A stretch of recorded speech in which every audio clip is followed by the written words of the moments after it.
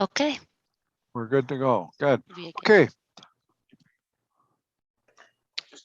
We just lost a couple members. If we'll just wait for a moment to get them reconnected. We're just waiting temporarily here for a couple to come back on.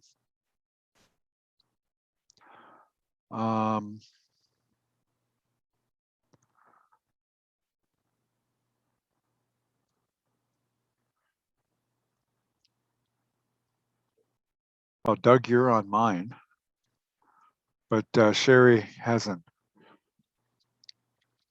So we're waiting for Sherry Bell. She just got kicked off as we were going to start.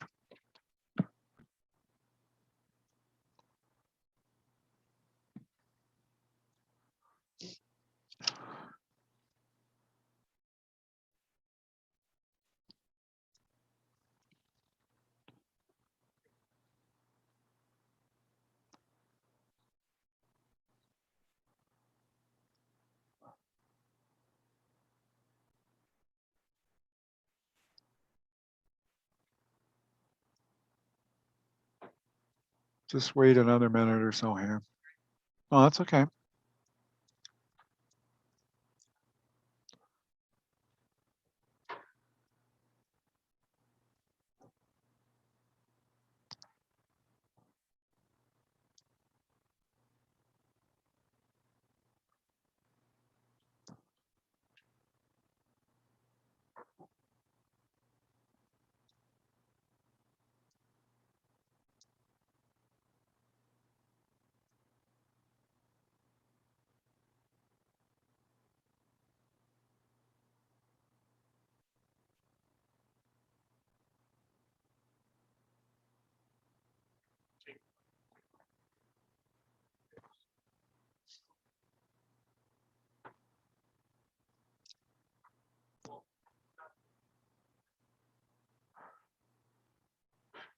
Okay, Labitza, we're going to switch computers here.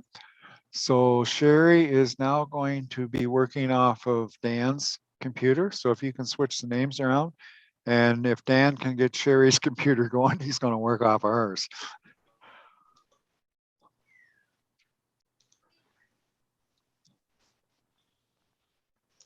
So we just need the name changed at some point in time here. Oh, there, Done. just done. Very good.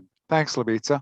Yep. Okay, I think we can get started then. I think we have everybody back on here. So we'll call this meeting to order, and we'll have a moment of silent reflection.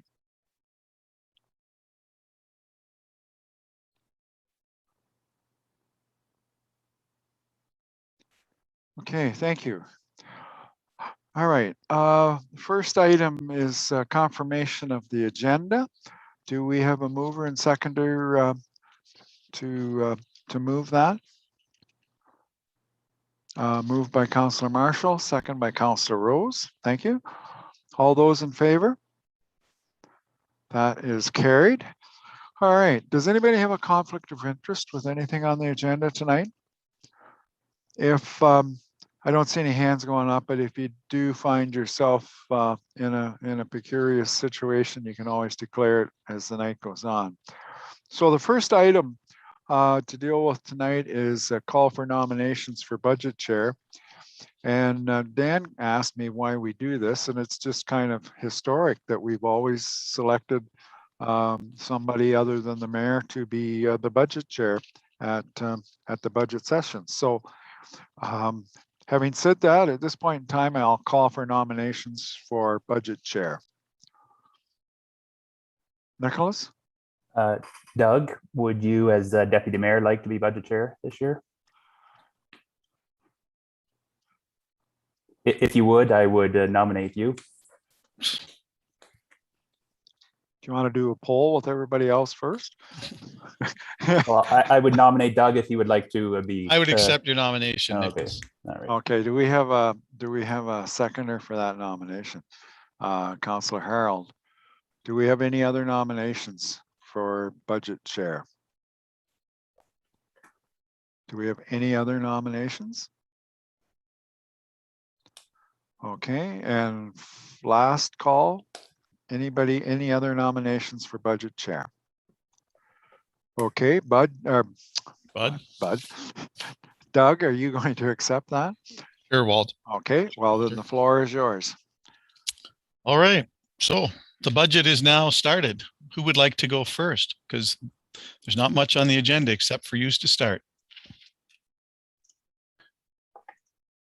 Okay, thank you very much.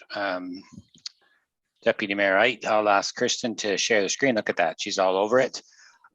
Thanks. I'll just walk through this presentation. I want to assure you all that you won't have to suffer through just one presenter tonight. We're going to spread it around amongst the managers like we have in previous years. I will mention at this point in time that we're working to sort of refine this process and get it into an established method that we can replicate. We made some adjustments again this year, but I think we're getting closer to the way that it will work well for council in the future.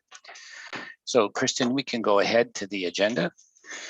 Great. So this is a report section number 5, and it's the 5.1 strategic plan corporate implementation plan section. So I could just go right to the next slide, please, Kristen. So the budget workshop overview is that I'm going to just run through a little bit of a backgrounder here, and then we're going to move into the presentations by department heads and through the different elements of the budget. We'll encourage you to ask questions after each presentation. And so Kristen will unshare the screen after each presentation, take questions. If there's something you ask that's coming up later in tonight's presentations, the applicable manager will certainly mention that to you. So we've moved the budget process ahead to November. It might seem like we just did this, and it really wasn't that long ago. Last year, we were a bit delayed, and it was our first time through the connection of the strategic plan to the budget. We had the meeting that we're having tonight, or basically the meeting we had tonight, I believe it was February 2nd. That we had it. So we anticipate the timing this year will be the general timing going forward. So the cycle that we've kind of created and the time that we're slotting things in, the steps we're slotting in should be the way we see it in future years. This budget workshop meeting will cover the 2022 corporate implementation plan, presentations from each department, capital budgets, and we'll be asking for capital budget pre-approval. If you've been through your budget packages, all of this information is in it. None of this will be a surprise to you. Okay, please advance. Thanks. The corporate implementation plan is the first overview presentation we want to lay down. Just really quickly, spent a little more time on this last year because it was new. This is the second year we've used this document or this template. It provides a link between the budget process and the strategic plan. The strategic plan of the organization defines the long-term direction for the municipality. It's developed with input from the public, stakeholders, council, and staff. It identifies mission, vision, goals, priorities, and the organizational values. And I would mention that the thing about strategic plans is they have a shelf life when they're passed. And I think we wonder why, why would someone say it's our 5-year strategic plan? But really over the course of time, strategic plans tend to get outdated. And there's a number of reasons why. And a couple of examples I would just highlight are that some of the projects and initiatives that were identified in the strategic plan get knocked off and completed.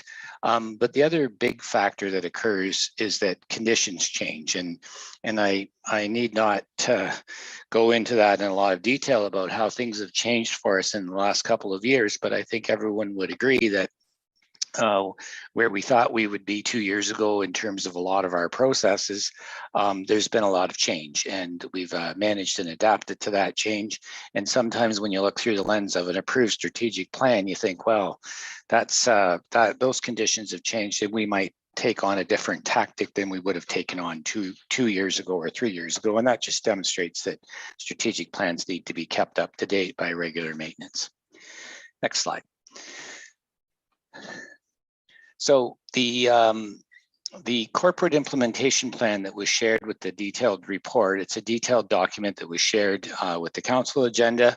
It's organized by our strategic plan goals and sub-goals. The front end of the strategic plan is provided to just provide everybody with a reminder of what the mission, vision, values of the organization are.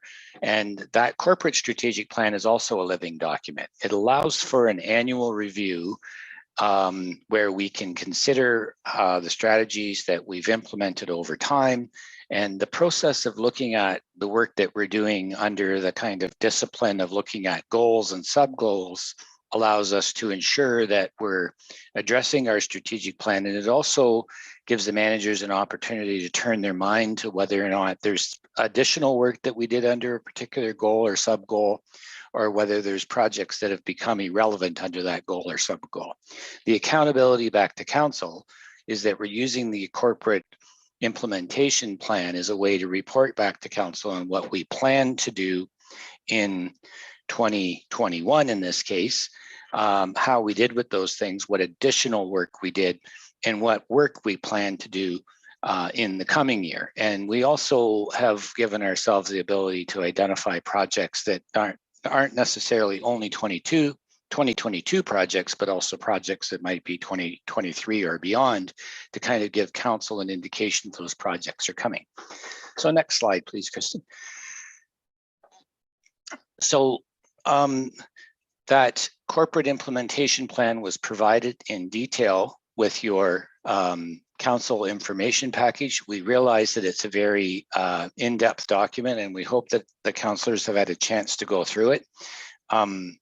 As a planner, I would enjoy nothing more than torturing you by putting you through 3 hours of a line-by-line review of that document. But we think the better use of our time tonight is that we move on to presentations from the different departments, where the details that you will find in that corporate implementation plan are then rolled up into a presentation.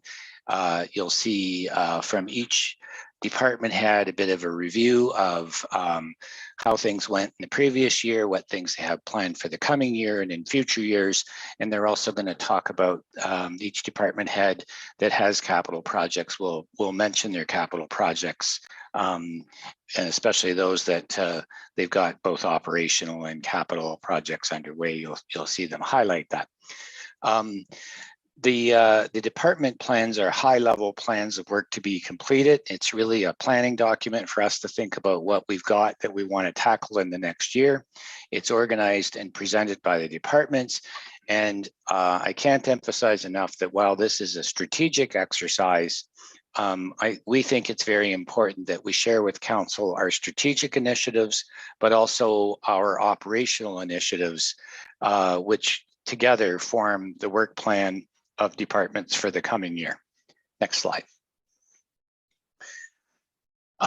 Just the next one I want to frame up, and I'm going to turn it over to Wendy in a moment, but I want to talk a little bit about capital budgets. This is a nuance that we've brought into the budgeting process this year, and it's an example of we've built a process and now we're adding to it. So we've brought forward capital budget items in the council report that was submitted. If you recall, there's a sheet for each major capital project. Staff have identified a number of capital budget projects for pre-approval, which we'll provide you with a list.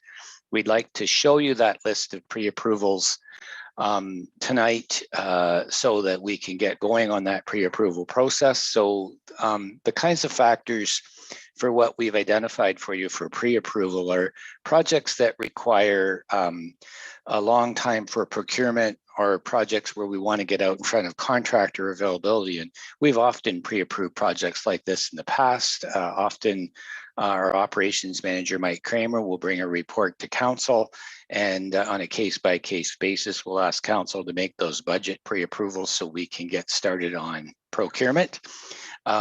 We have some cases where long delivery timelines due to production or supply chains issues are now compelling us to ask for pre-budget approval now, so that we have some opportunity to get these projects implemented mid-year or late year, even in 2022. It requires that kind of lead time. It's just the world we're living in. And in some cases, the projects require more immediate attention, and we're asking for pre-budget approval so that we can get going and start that as early as possible. The capital budget pre-approvals have been attained in the past on a case-by-case basis, as I said, and what we're hoping we're giving you this year is the pre-approvals in one package presented to council with the context of the entire capital program that we're planning for 2022, hoping that this provides council with the complete picture, and it also is more efficient for staff and council in terms of making the approvals at once rather than doing them case by case. Now, next slide, please, Kristen. So at this point, the other very important piece of this package is being able to feel that council has enough information to make a decision. So I'm going to turn the rest of the slides in this section over to Wendy. I'll come back and do the last slide of the introductory just before we turn it over to managers, but I'm going to ask Wendy to speak about the current budget position and where we feel we're at with capital projects. Good evening, everybody. So this slide shows kind of a historical picture that for some of the capital purchases that have happened from 2015 to the proposed 2020 year. So it's estimated that we have 10.5 million in requests coming forward in 2022. And of that 10.5 million, there's 3.2 million, which are carry forward projects. So projects that we couldn't necessarily meet for various reasons. So you're seeing those being carried forward. So we did an average of that year period between 2015 and 2022, just to kind of give you guys a comfort level that we're kind of in line with the same as previous years. So the average of that time period is a levy impact of 7.6 million. And what we have, what we're asking for this year is the 10.5 with 3.2 carry forward. So it's in that same average. And of the pre-approval requests, we are asking, there's 5.5 million in pre-approval requests.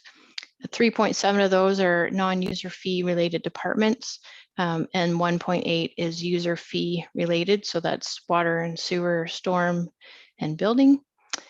And the final impact, we can look at the financing as we go through this process. So the financing, we've put some in, but there's always room to kind of tweak the financing later on in the budget process. I'm just going to move this little screen so I can read the rest of the slide. So the current impact on the levy with what's being presented tonight is $3.2 million. So Kristen, can you advance the next slide? So the capital sheets have been provided in the package, and they have some extra details to help form a good decision as to why they're coming forward. You can see some of the details in those reports. Approval at budget stage allows for the procurement to proceed, like Jeff had alluded to, and to follow our procurement bylaw, you'll see some of these being tendered, and you'll see them come through in that process. So some projects have been identified that have been included in grant applications, and the results of the grant process will be reported to council. So for some of the grants we can speak about today is the Modernization Grant. So you'll hear senior leadership talking about those and where they're fitting into their budgets. OCIF was estimated. We don't have a solid figure on that yet. We do know our federal gas tax I got marbles. So federal gas tax will be, it's been allocated into the project, and you'll see that on Mike's bridge. So if you could advance the next slide, please. So financial requirements for departments to deliver their projects and services in the coming year. So you'll see capital and operating budgets. Staff identified the financial resources needed to implement the strategic and operational priorities. And then the whole budget process is just the balance. So for council, may need to make choices between competing priorities, staff workload, and impacts on the taxes and rates. And we'll see that more as we finalize and get the budget package complete. So if you could advance the next slide. And so what's next? I think this is a handoff off to Jeff. Great. Thanks, Wendy. So the plan from here is that we are at November 22nd, corporate implementation plan, department presentations, capital plans, and priority capital project requests for pre-approval. We anticipate having an executive committee meeting in the next week to 10 days, and you'll see an email from the executive committee members. I've spoken to the chair, we've identified a date, so you'll see an email from me tomorrow asking if we can make that day work. We'll use that meeting to confirm salary grid adjustments, and we have some other business, and we'll bring the results of that meeting back to the December 6th meeting. And the main thing for the salary grids is cost of living. And then the next budget interaction will be January 24th, 2022, when we have the evening where we have community grants, assessment information, and a more detailed report on reserves from the treasurer. On February 22nd, we anticipate having draft budget presentations, so that'll be the operational budgets and budget deliberations, taking into account all the information that's been obtained up until that point. And we anticipate that we will be asking council for budget approval on March the 28th, 2022, which is right in that window when we routinely have budget approval. We may actually be able to approve it earlier, depending on how those earlier deliberations go, but we have set that meeting in the event that we feel that a budget deliberation meeting is needed, and that would be the formal approval of the budget. And the next meeting we would come back with a budget bylaw, which is the final formality. Next slide. So just to kind of indicate where we're headed, for the rest of this meeting, you're going to hear staff talk about their, I said that corporate implementation plan was provided. We're not going to review it. We're going to move right into presentations with department heads. If councillors have questions about the corporate implementation plan, you'll either find an opportunity to ask those questions as a result of department head presentations, or we can take those questions at the end or some other logical point if you wish to put your hand up. The department plans, as I indicated earlier, do include strategic and operational activities. They're presented by the department head. The capital budget items are highlighted, and we'll take questions and have discussion as we go. And I'll ask Kristen to unshare her screen in case there's any questions at this point that Deputy Mayor Wright can take. And if there's not. Anybody have any questions on kind of the procedure we're going to go through? Seeing none. Jeff, you're first up. Dungy Lane. Actually, we're going to have Mike go Mike? first.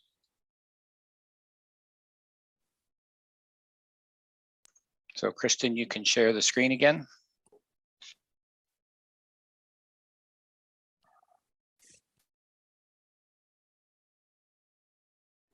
Sorry, And there's please just advance. I guess. Yep, and please advance. Yep. So you could, operations department. So this is our department.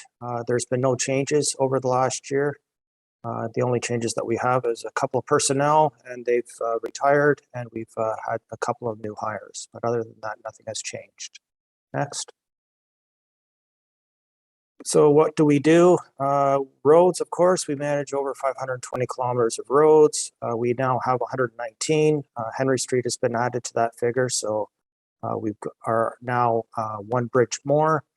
We look after all the infrastructure, sanitary, storm, everything else. We do sidewalk maintenance, winter maintenance, road maintenance.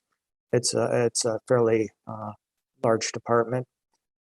I'm also responsible for the environmental services, so responsible to provide safe and drinkable water, solid waste, garbage and landfill issues, and also wastewater. We have a sewage treatment plant that we deal with here in Mitchell.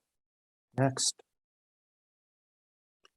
So our couple of our highlights, we completed Nelson Street reconstruction, which was 4 long blocks this year. We also just recently finished on the weekend Ontario Road Connecting Link.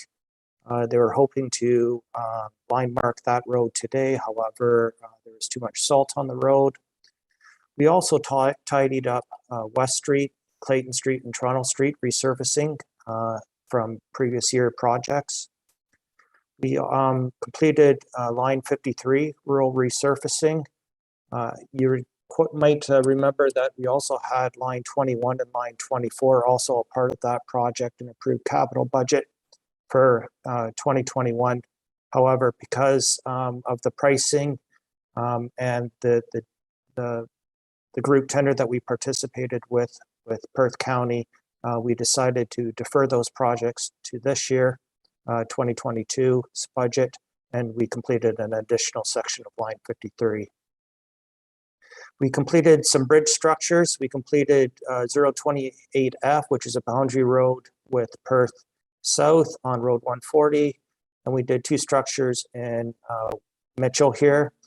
That's not leaving out the other 8 structures that we did also repairs on. So we did roughly 1.1 million in bridge structure repairs this year. We improved our traffic signal upgrades. Of course, we had the accident at St. George Street. Due to the accident, we had to retrofit also Wellington Street. A large portion of that project was covered under the insurance for the incident at St. George. And we had the additional cost on Wellington Street. However, we were well underneath the budget for that line item. And also this year, we also created and installed the new Henry Street pedestrian crossing on St. George Street and at Henry by the beer store there for the school kids now required to walk across the Henry Street Bridge and from the golf course subdivision. Next. So what are we planning for 2022? We have one major bridge project planned, and that's 010F, and that is on Road 150, just south of Highway 7 in Fullerton. We're also planning on finishing that one block of Henry Street between St. George and Andrew. We have a small bottleneck there. If you remember, in 2019, we completed Henry Street east of that from St. Andrew to Arthur. And that was primarily to deepen the sanitary, provide water, and also increase the storm sewer outlets for all that new development east of town. So this is the section in between there. We have a bottleneck with the storm sewer, like I mentioned previously, and we'd also require sidewalk there. So there's no current sidewalk there. So we have students crossing there. They are able to go up on St. George Street, but we would prefer that they would walk farther down Henry Street and use St. Andrew and the other adjacent streets. For our planned rural resurfacing projects, we plan on doing line 21 and 24 that we deferred from last year and do line 46 in Logan. We also need to complete the final coat of pavement on Nelson Street. We also need to complete the connecting link road sidewalk portion that we were unable to complete. We didn't want to be pouring concrete sidewalk in the next couple of weeks, so we deferred that to the spring. And we've also applied, I have it under my operations department, but we applied for a Green Stream grant application for major upgrades at our distribution center, treatment 1, 2, 3. Next. So what are we looking at? What I've just asked for, we're still planning on maintaining our bridge and culvert repair plan. So we're planning on spending typically 1.1 million. This year, our total projects for bridges are roughly 880,000. That's because just recently, South Huron pulled out of doing a boundary bridge on line 17. We're maintaining our fleet replacement plan, And that has increased due to the cost of the equipment and all that by about 5 to 6%. So we're now looking at 460,000 to keep on our annual replacement plan for our fleet, which is anywhere from 10 years for trucks, pickup trucks, 12 years for dump trucks, and 15 years for graders and tractors and everything else. And this program, and what we're still maintaining, is our annual street reconstruction program of roads of roughly 1 million, storm, sanitary, and water main. The storm and sanitary will be over is based on user fees, and those projects are going to be over the typically annual amount that we spend every year, but that is because the storm sewer that we have to put in on Henry Street is, I believe it's 1,200 or 1,500 millimeter diameter storm sewer pipe, which is roughly 4 to 5 feet in diameter. So it's extremely large pipe that we have to put in. So that's why we're going to be a little bit over on those annual amounts that we typically spend on those services. Next. So where do we look and what are we planning on doing in the long term? We still will need to complete Henry Street from St. George to Pond, and we primarily have to wait on the developer on that. He has to build out Thames Street for that development, which used to be called the old Duracell property. Wellington Street South, that's from Lane to Frank, needs to be reconstructed. Montreal Street from St. George to St. Andrew. Wellington Street North from Henry to Francis. And we're also looking at Frank Street and Fisherville sanitary servicing for that development too. So that is also dependent on development and developers. And of course, I'd like to just have you guys keep in mind that these projects are actually in no order. So we'll play it from year to year. Next. What are we looking for? The environmental department. We have wastewater treatment plant expansion and upgrades that we have to complete. We have a meeting in the next couple of weeks to discuss where we're going to move and go ahead from that. What process? We probably will not be looking until 2023 for money for those projects. And they will be starting off with us commencing in doing environmental assessments first. We also need to do some pumping station upgrades at Herbert Street. And eventually we'll have to do another landfill cell expansion at our Mitchell domestic landfill. We were actually supposed to do a landfill expansion by the books starting last year. However, we're probably only 50%. We were supposed to get 10 years out of that life of that cell expansion that we had. That was put in place in 2010. It was supposed to expire in 2020, 21, and we're only about 50% occupied, or it's filled up only about 50%. So we're doing extremely well on our diversion rates, which is keeping our landfill capacity in good shape. Any questions? Mike, Tam? Can you just confirm, Mike? I think with the structure 010F, you said road 150 south of Highway 7? Yes. Is it 160 on Highway 8 or? Just up from Councillor Murray lives on Road 155. It's Road 150 just by the railway tracks there. Highway 78 just south of it. Oh, okay, just at the tracks. Yes, at the tracks there. Okay. It's a full culvert replacement. Okay. Any other questions for Mike? Dean?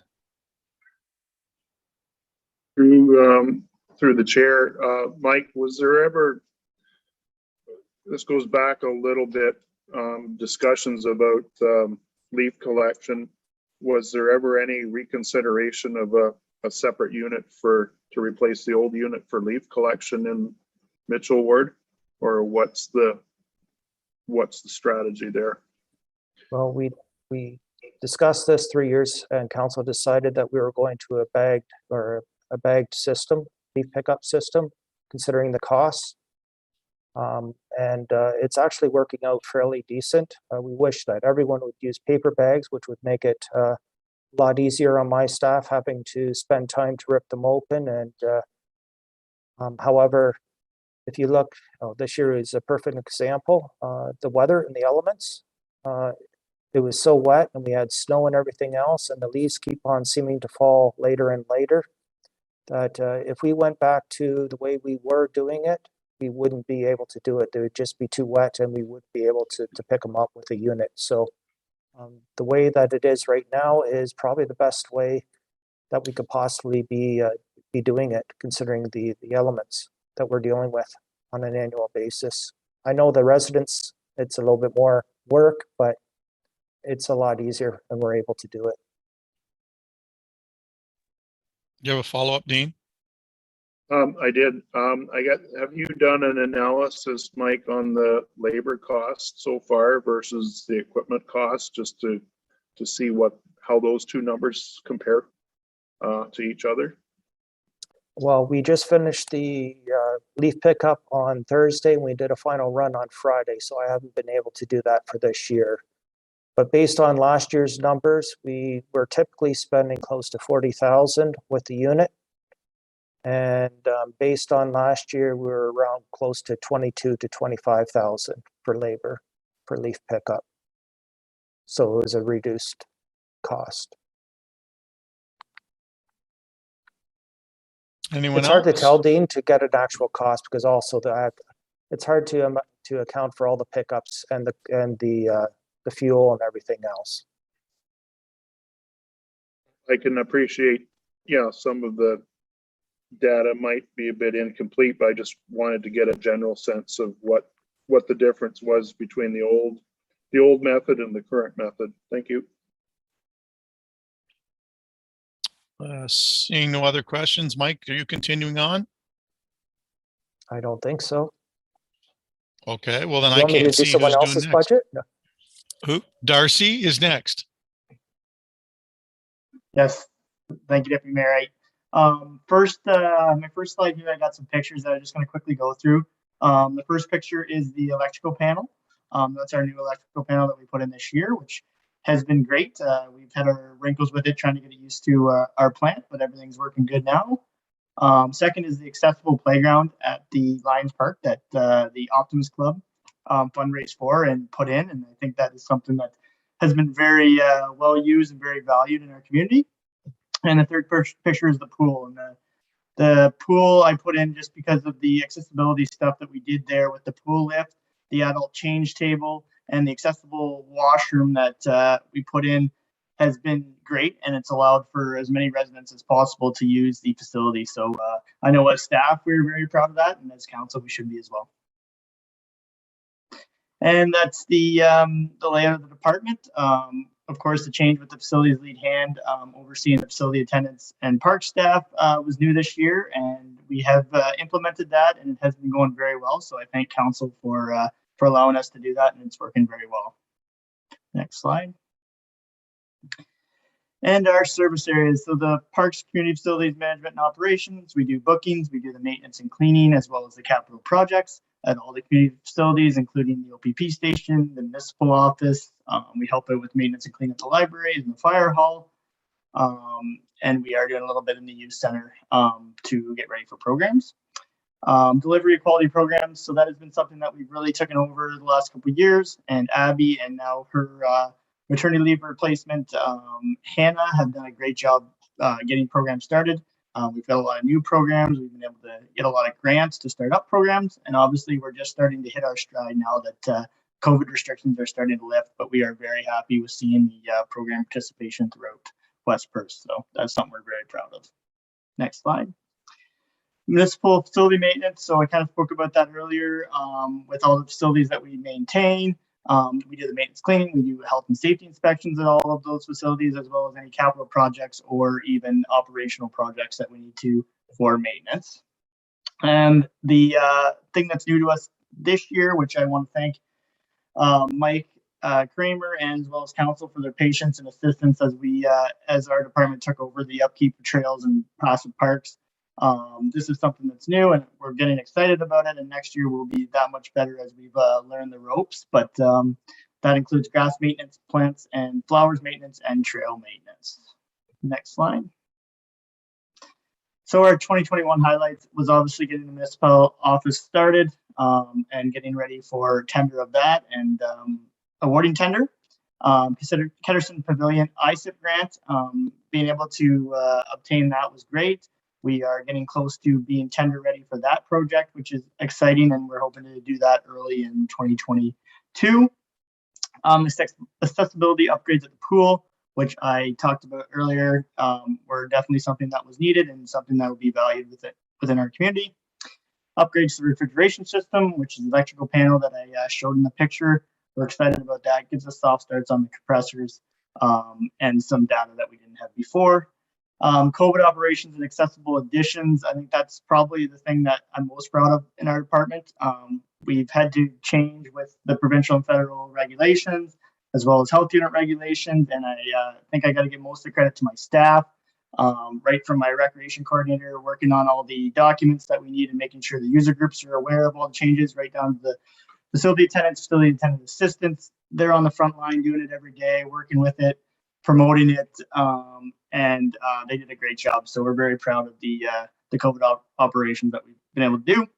Youth Center operations programming, again, something that was big, something that was going to get lost in our community, which youth retention is so important. And I think the municipal day that we seen the other day was a good presentation on how much youth retention is important. And I think having that youth center operating and starting the programming within it is huge for us.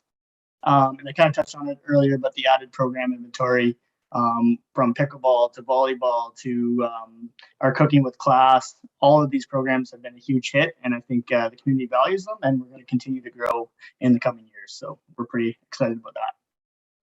Our 2022 projects. So the Kenderson Diamond improvements, as you've probably seen in the capital sheet, this includes some work on the diamonds as far as putting clay down, fixing drainage issues, and then the fencing. There's a lot of fencing issues throughout the diamonds, bent poles, wire that's been broken, some gates that don't work. So this would clean up all that and do it all in one package. Outdoor indoor stage. If anybody has used our stage in recent, you'll realize it's old, it's aged. There is some health and safety issues with it. And we need to replace it. So this is a replacement for the stage that we currently have now. Veterans Parkette, you guys may recall this on last year's budget. We did have $25,000 in last year's budget to do a parkette beside the new tennis courts. Unfortunately, one with timing and two with cost, we were unable to complete it in 2021. So we're looking to complete that in 2022. That's one that's with Kenderson that's on for pre-approval, and we'd like to get started as soon as possible on those, as well as the pool upgrades and repairs. This came from the pool audit. I don't think it'll be any surprise. There's a bunch of repairs that need to be done. We found sand in the pool from the filters, so there's definitely some work that needs to be done there, and likely a full replacement, as well as the coping and issues that came up on the pool audit. Dublin outdoor washrooms, which we spoke about many times. It's been on the project list for a couple of years now. We've been unable to obtain. We did apply for a $1 trillion grant with the Lions Club. So we're hoping to obtain that, but we're putting that back on the project as a tender in early 2022. And a permanent location for All Wheels Park. This is again through the Kenderson Park Master Plan, one of the high priority projects that we just haven't got to yet. We have worked with MTE to basically go through where we could put it, and really the spot that it's in now with a few minor adjustments is probably the spot. This includes a new concrete pad, as well as some fencing so that we could pull it in, close it off for fair or other big events, and then open it back up. And the Parks Master Plan, that is something that came through the Rec Master Plan. It's something that we need to complete. And we're excited to move forward with the Parks Master Plan to help us through the next upcoming years and developments. Next slide. And then the Kenderson Pavilion, as I spoke about in our 2021 highlights, we're looking to get that project off the ground, and we're excited. That's going to be a huge addition to the municipality. Rec software, so that's through the Modernization Grant, and that project will only go if we are successful in the Modernization Grant. This is something that we would work to modernize our rec software, to work with the Treasury Department better, to do a few more things that we would like to do. But again, that is 100% grant needed. And the broad and accessible washrooms, I think council will remember not too long ago, I brought a report saying that we did secure a grant. It is 100% grant funded. It's up to $10,000 for accessible washrooms in Broadhagen. And that's through the Farm Credit Canada grant. And our 2022 and beyond. So one thing we'd like to do is add solar panels to the fire hall. The other four are kind of linked together, and I kind of want to just get the conversation started today. We do need to look at the ice surface on the arena as we're getting to be that 50-year mark. And in the next coming years, we will be asking council to make some decisions on what we want to do with that. It is an 80 by 180 size rink, which is not your standard size to date. We would be looking for it to be bigger. How that works out, I'm not sure. Whether it be to abandon the plant that, or the ice pad that we have now and build a new one. There's all kinds of options, but I do want to bring that just to plant the seed right now in council to it will be discussed in the upcoming years, as there's probably going to be fundraising and stuff that will need to be done for that project. And all those other ones kind of go together. We're hoping the rec master plan in 2020 to do that in 2023 might give us a roadmap on how we might see us proceeding with the ice plant issue, as well as you probably won't want to do a new condenser if there's a possibility of moving the ice plant, and you wouldn't want to do the new surface if you're looking to move it. And the other one would be West Perth Community Center parking lot paving. Again, we want to get the pavilion put in from 2022, and then if we were looking, depending on what we decided with the finalized spot for the ice pad, that could decide where we pave and where we don't. So those are all kind of linked together and all coming in the future, but something to, and I would be happy to have any discussion about it tonight, but not necessarily tonight, but in the near future, there will be some discussion on those. And my last part of my project is, or my presentation, is the recreation facilities vehicle. So we are having an issue. We have one vehicle for the rec and facilities department. We have one for parks. Parks one is used for watering, leaf and debris pickup most mornings.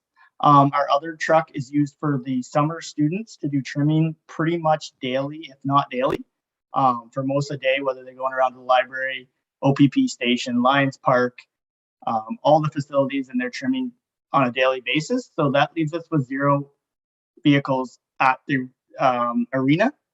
And a lot of days, whether it be a rental comes in, or we have to do health and safety checks, or people have to go from the pool and back, we don't have a vehicle to do it. And to be completely honest, staff are normally using their own vehicle to do that, and this is just not a sustainable practice, and I don't think we can continue it.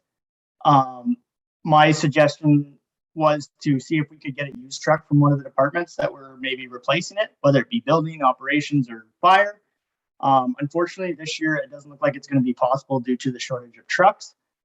It's looking like a 1-year wait to get a new truck. So even if there was a used truck come available in an interdepartmental transaction, it wouldn't be this year. So if you can flip to the next slide, Kristen. So one of the options that actually has been a big conversation through SWARFA for people having the same issue is a leasing option. So this would be a leasing option from a company in Kitchener that leases vehicles, and the cost is around $900 per month. And we could rent it from May till October, or lease it from May to October. It's 3,500 kilometers per month. So it'd be an impact on the operating budget in the amount of 5,500 roughly. Due to the high demand and limited supply, we would need to speak for a truck sooner than later, just because we may go through the whole budget process and then accept it and then not be able to get a truck, and then we're back in the same situation. So I would like to have a conversation, and if council was interested in this option, I would like to speak for it sooner than later. So I don't know if there can be a conversation tonight, and if council gave me the go ahead, I could get it booked up as soon as possible. And then worst case, if it didn't make it through the operating budget, we would probably have to just pay the penalty of putting our name on a truck and then canceling it. So that's just a conversation for council that I'm throwing out there. And I think that's all that's in my presentation. So I think we can answer any questions. There we are back. Questions for Darcy. Who wants to go first? Nicholas.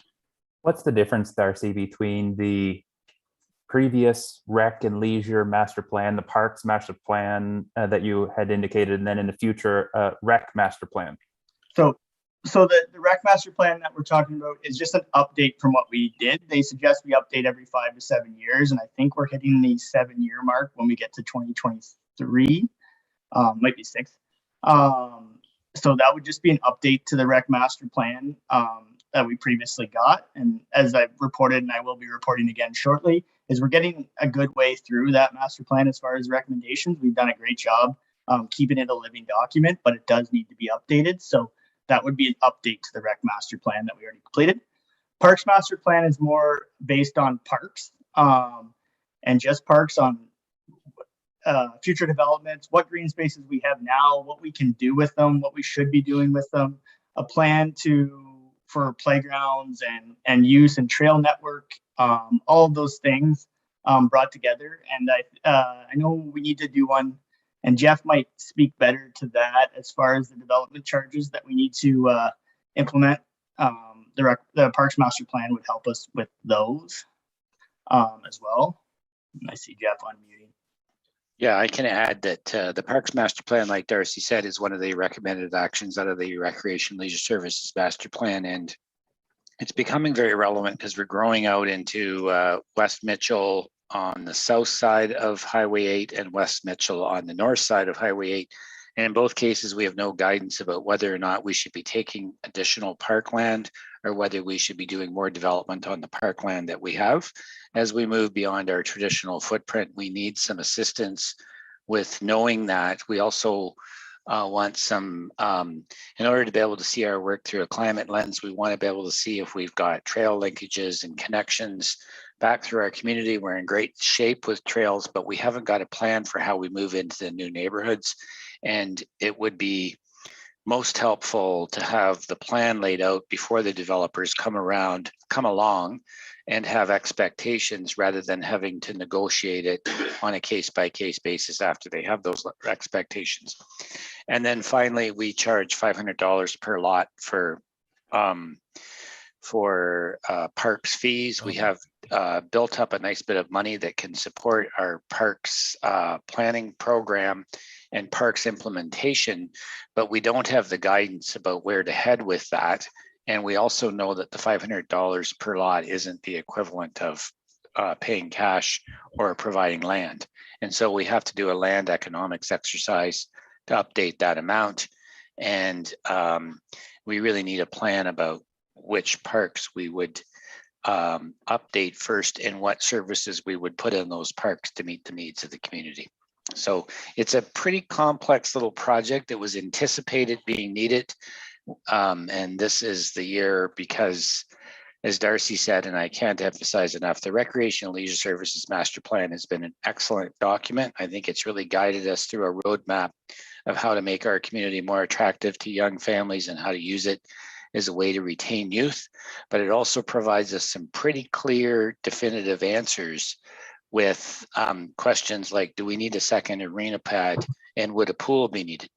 And as our demographics and development occur, those questions are going to linger until we answer them. And a Recreational Leisure Services Master Plan update will again provide us a reset and a confirmation of the answers or a new answer this time around. Good, Nicholas.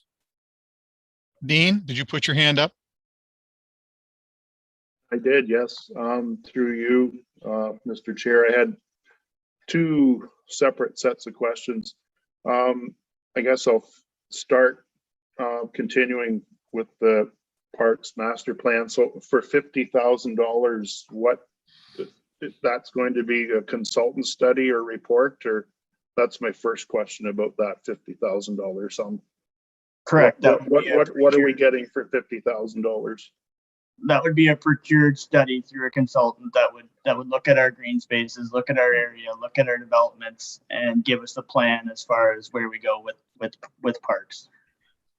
So for that $50,000, I guess my question to staff and council is, some of this work or investigation or compiling of information, is that not something we can do in-house? Like, we had good success working together, council, staff, and community with the Kenderson Park plan without the outside aid of a third-party consultant. So I'm just wanting to know how much work we can do on this ourselves and keep the consulting costs down to a minimum, would be my question.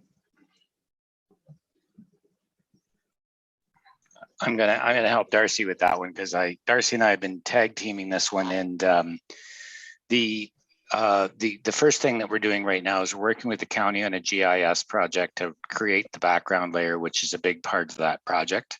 And we're hoping that with the ownership, municipal ownership, partner ownership like the Conservation Authority and other assets in the community that might assist with parks and recreation planning. And for the best operative example is cemeteries, for example, which are not directly a part of your parks network, but can provide those critical linkages and be destination in your parks system.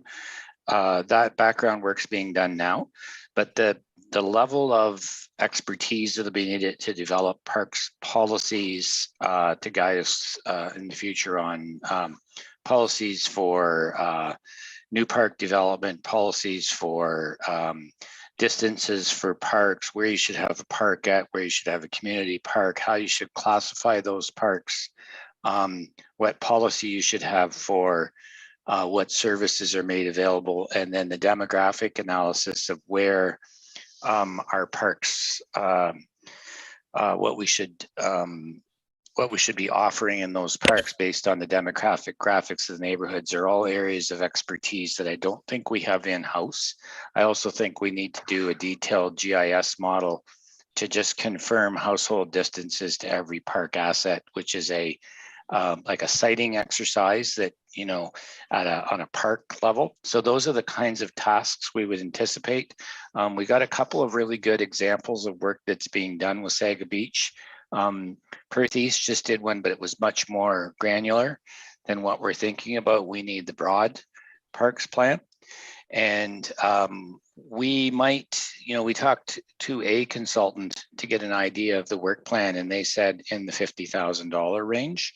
I'm hopeful that with the background layers all laid down, we can get that price down, but we do need some parks planning professional expertise to get this parks plan put in place. And I'll leave you with the kind of one operative example about, in the absence of a parks plan, we have a very good asset, a nice park area sitting on Campbell Street, which is a park that we haven't really made a plan on. It's in the neighborhood and we're kind of waiting for someone to give us the plan. And that's just the way we do parks planning today, but really we should proactively be identifying what we want in these parks and then looking for partners to do them with us rather than the converse. And that's where we've got to get the plan out in front of the activity, because right now the activity is out in front of the plan. Follow up, Dean. Oh, you turned your mic off. There we go. Yeah, thank you through the chair. Thank you, Jeff, for that explanation. I guess I'm always rather cautious about whenever a consultant's involved, the amount of money spent and the amount of quality that's received in return. So that was, I realize there's a lot of work that needs to be done in that area. There hasn't been enough work done in the past. I don't disagree. I just, as our esteemed mayor would say, I'm concerned about getting the most bang for our bucks. So I'll move on to the next question I had, and it's to do with the Kenderson Pavilion. On the sheet, it lists the grants, the costs and the grants. Under other financing, other revenue, there's over 252,000 there that's designated as other revenue. And I'm curious to know what that means, because the last time we had a conversation about financing for this project, other than spending reserve money and grant money, we were going to go to the public fundraising to come up with a balance. So I Yeah. wanted to get some more details or follow up on where we are with that process, please. Thank you. Yes, thank you, Dean, through Deputy Mayor Knight. Yes, so that money is the fundraising money. It was supposed to be 250, but unfortunately 2,000 got declined from the grant as ineligible funding. So we're at 252 now. But that right now we've created a sponsorship package. It's actually currently just being final reviewed, and then that'll probably be brought to council in the near future, as this is what we look at for the sponsorship package. This is all the sponsorship options. This is kind of the amount of money we're looking at getting from that. And then other than that, we'll have to look at a fundraising plan that hasn't been looked at yet, but the sponsorship package is pretty much finalized. I think in the next week or two, it'll be finalized. Does that answer your question, Dean? Yep, that's good. I noticed the tender date is February of 2022. So with construction comes bills, and with bills is the need for money. So I just wanted to get an update on the fundraising portion of the revenue. Thank you. Anyone else have a question for Darcy? Sherry? Just a quick one, Darcy, and it might be a really dumb question.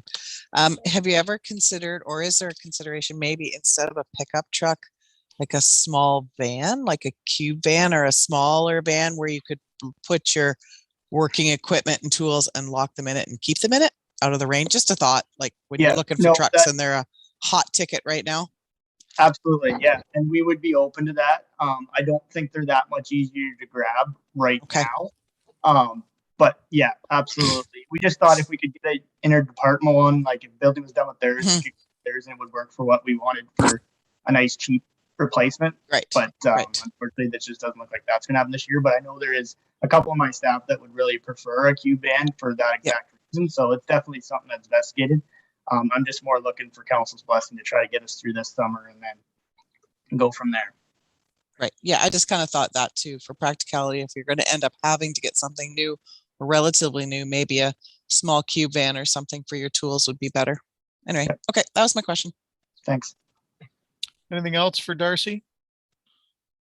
Nicholas? Yep. Can I follow up to would that $50,000 be split, say half and half paid for by development charges and half paid for by the levy? So the $50,000 recreation and leisure, or the recreation or the parks plan, the parks plan will be funded out of the parks reserve, which we've been collecting money for anticipating this kind of plan. So it'll be a zero impact on the levy. Okay, Nicholas.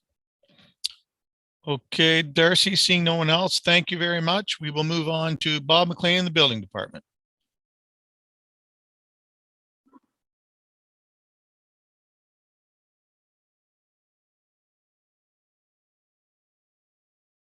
Sorry. Oh, speak louder, Bob. Okay. $5. Building department is currently made up of myself, chief building official, bylaw enforcement inspector, and building administration assistant. Next slide, please. Our service areas, we look after zoning compliance certificates. We work with the planning department on zoning amendment applications, site plan agreements, building permit applications, plans examination. We issue permits. We deal with non-compliance investigations. We deal with complaint-based investigations, unsafe and emergency orders, and inquiry services. Next slide, please. Some of last year's accomplishments, Upper Thames Village, there was 26 unit condo development with 25 singles and 1 quadplex. Those are all currently built out or under construction. Napier Street, we had an infill between Campbell and Napier Street. William Street, there was 11 singles put in there in the last year. Elner Street, Arjan Construction completed their 8-unit row house. The fire hall was completed and given occupancy. Hogslat development on Frank Street has been completed. working on release of their securities at this point. Hillside Manors Dairy facility is complete and operational.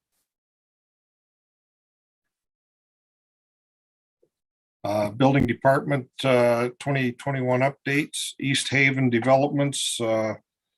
Currently, there was 82 residential units proposed. 47 of those are serviced lots. Most of them are under construction.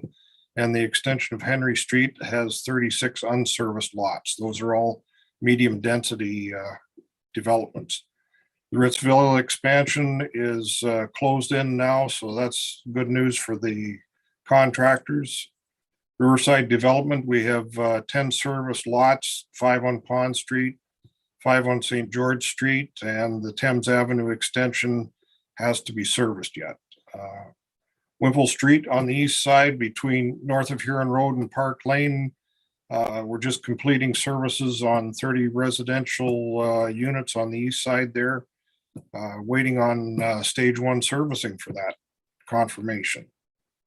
Mitchell Woods down at the end of Campbell and Kenton Street, we have 23 service lots zoned for 70 detached dwelling units. Next slide, please. 2022 developments and highlights. Our new municipal office is under construction. They're just trying to work on the roof and the sheeting right now. Blue Heron Estates, we have 7 4-unit townhouses proposed, 28-unit development there as a condo. Avco Apartments coming up the street here shortly under site plan agreement. There's 41 residential apartments in there, all accessibly, all barrier free. Anderson Lane development, that's under site plan review at the county. Nelson Street, we south of Clayton, we have Van Ness and Van Pelt looking at completing their servicing and archaeological reviews in 2022 and servicing. There's a numbered company north of Huron Road that is, we have pending draft plan approval, and West Mitchell Developments is moving forward with the proposal as well. Forecasted needs for the next coming year. In 2020, we had, these are the inspections that were required. They're mandatory inspections, and we had 51% completed inspections on those. Some of those missed inspections were COVID related. Moving into 2021, our permit numbers are up, our inspection numbers are up. Our percentages have gone down because of the workload and the demands, and we still have 215 open permits. So our percentage of completed inspections has been slipping over the last 2 years, and some of that is COVID related. Next slide, please.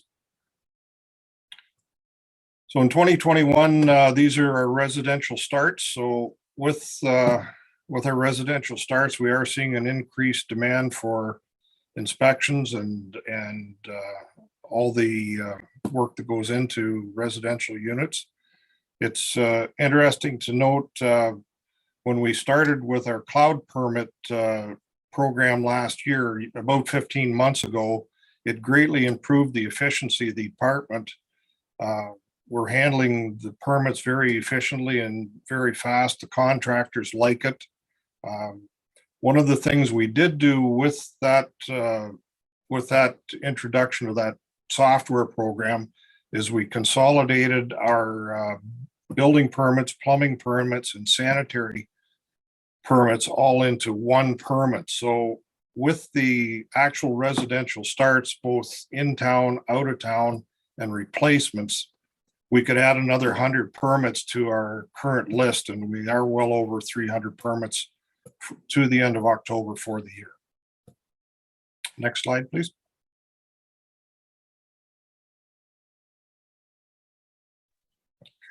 If you put us back on there, Labitza.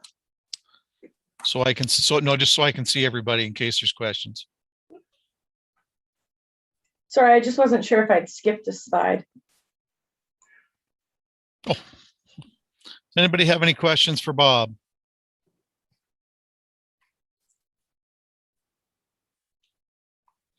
Nothing for Bob? Okay. Well, Bob, thanks very much. Then we're going to move on to Rosemary from the West Perth Library.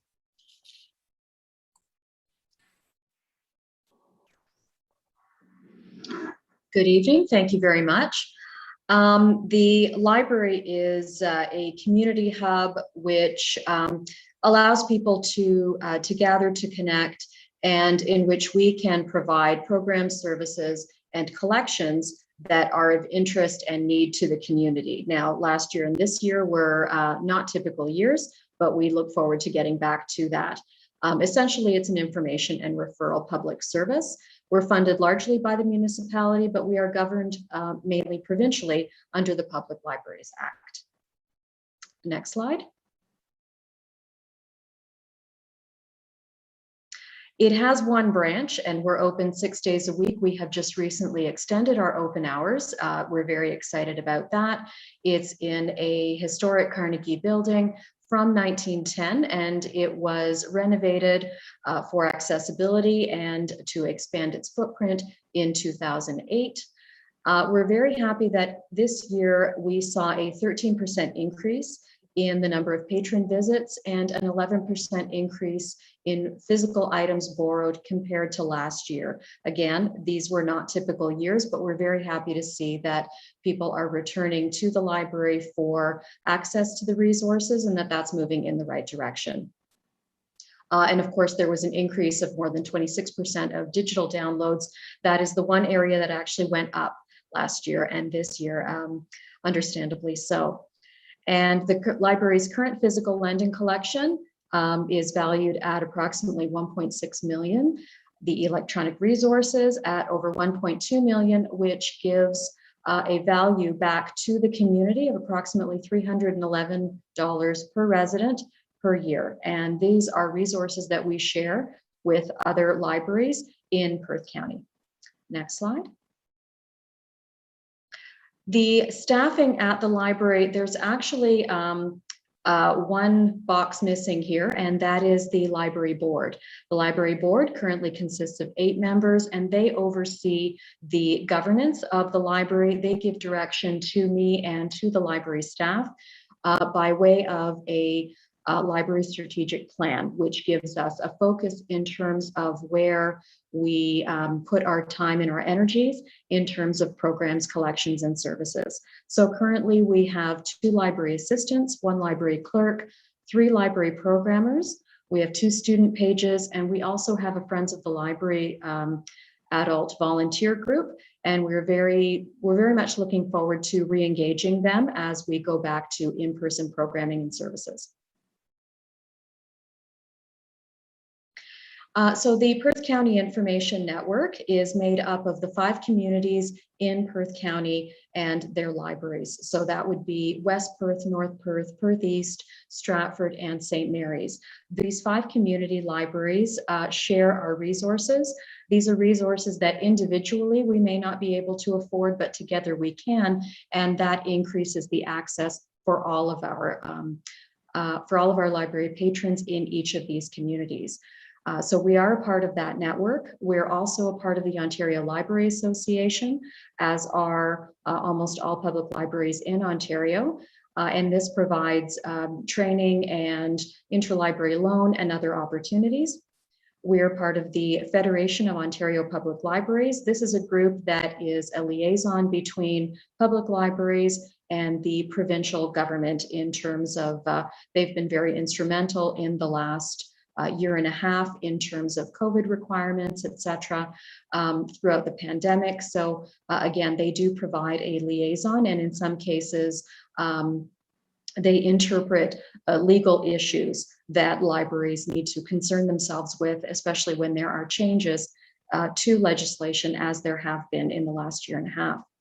And in 2022, we will have program partnerships, not only with the municipality, and those have already started in terms of our in-person programs, but we also look forward to partnering with other social services in the community, as well as local businesses to provide different types of access to information to the residents.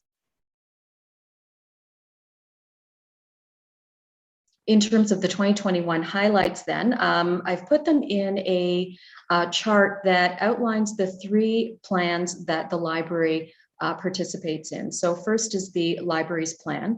The library board is responsible for putting together a strategic plan for the library every few years.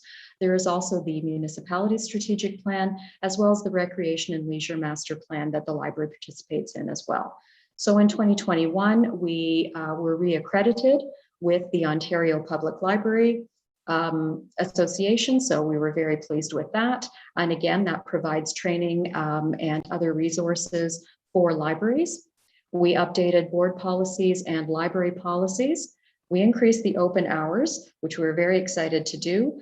We updated library job descriptions, which then allowed us to add some additional staff members to the library roster, which again, then allows us not only to cover those additional open hours, but then to participate in programs in-house as well as out in the community.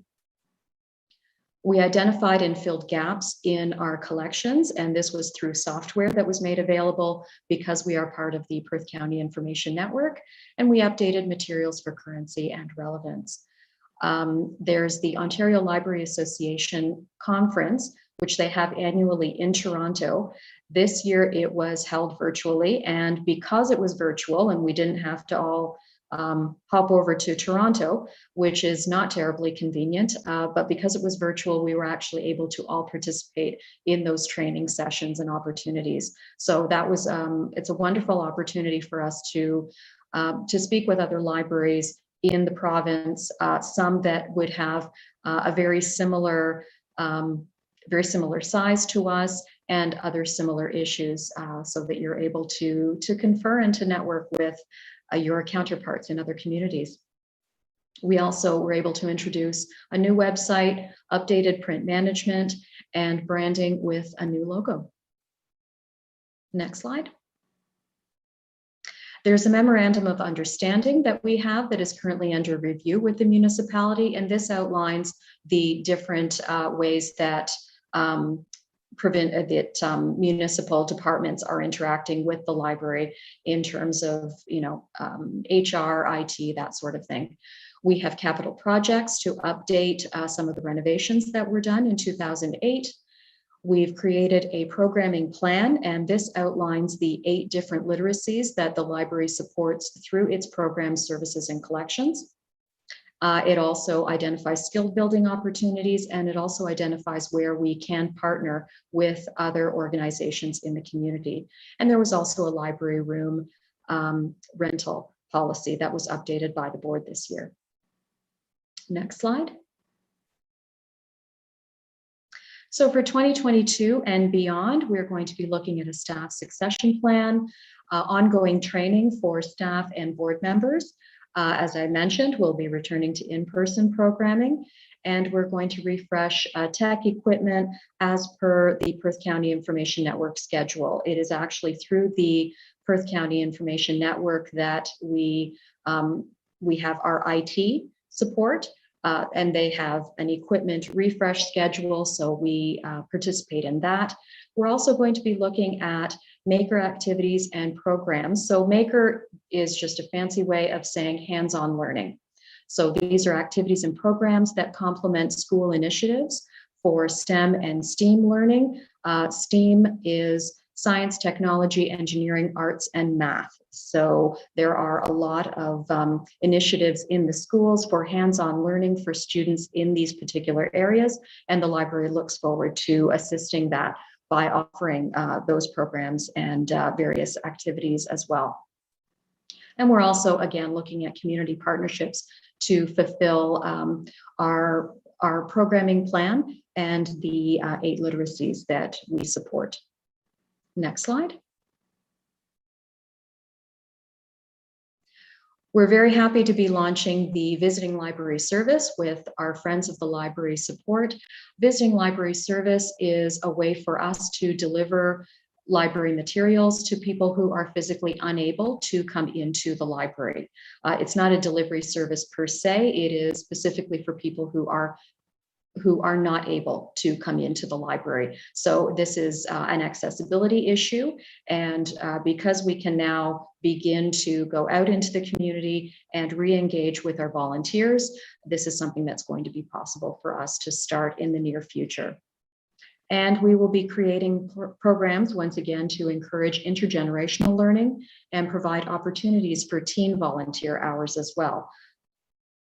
Capital projects will be ongoing on an as-needed basis, again, to update issues that were addressed in the 2008 renovations, and will be following the asset management guidelines outlined by the municipality. Next slide. And I'm happy to take any questions that anyone has. There we go, unshared screen. Anybody have any questions? The head librarian.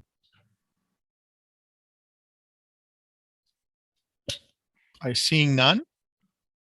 Everybody moves so I can see. No, yep, nobody has. So thank you very much, Rosemary. We'll move on to Bill Hunter. Thank you. Thank you. Tonight, I'm going to give council an overview of 2021, and I'll look into 2022 once we get the screen up.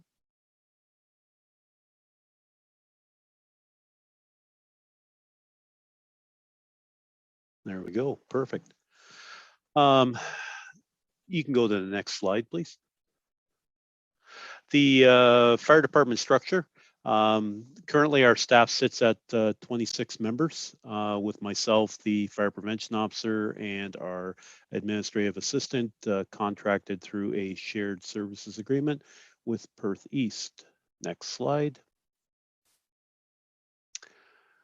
Our legislative responsibility, just to remind council of what we are required by law to provide, are the 3 lines of defense. Public fire safety. We want to make sure that people have the knowledge and skills that they need to prevent from having fires occur. And then we have our standards and enforcement. And if a fire does occur, we're hoping that the loss would be mitigated by having the prescribed building and fire codes in place. And then finally, our emergency response, having trained and well-equipped suppression crews respond to the situation and deal with it. So basically, our goal is to do enough public education and enforcement to change people's behavior, which should hopefully reduce the number of fire calls. We certainly target fire safety, but we respond to all types of alarms. Next slide. Some highlights in 2021. Most importantly, we started off the year moving into the new station. The whole project went very well. Dom Construction did a great job, on time, on budget, especially dealing with the pandemic. Council gave us approval this year for the second tanker to help out with our rural fire calls, and it is planned to be delivered before the end of the month. Third major project ongoing has been the dispatch contract. We issued an RFP earlier in the year with St. Mary's, North Perth, and Perth East. And our current provider, Stratford, did not put a submission in, but Owen Sound was successful, and they were awarded the 5-year contract, and we are working on that transition as we speak. Next slide. So council also approved the continuation of the fire services agreement with Perth East. Thank you for that. Some fire statistics, no firefighters were injured, and we've recorded no fire fatalities, which is great. Over the course of the year, we did several joint training sessions with other departments in the county. Definitely following all COVID protocols, but it was nice to start to get out and do some of that training with other departments. Next slide. So some projects for 2022. Once again, we brought a annual report to council last year, and that is an annual venture. So we will be bringing a 2021 report early in 2022. We do need to have a recruitment drive to get us to the council approved 27 members. This year, in December, the agreement with the North Perth Fire Department for the Moncton Fire Area will expire. So there'll be negotiations this year to look at that renewal. Our new fire dispatch provider, as I mentioned, Owen Sound, we have a switchover date scheduled for January 5th. So we're working towards that.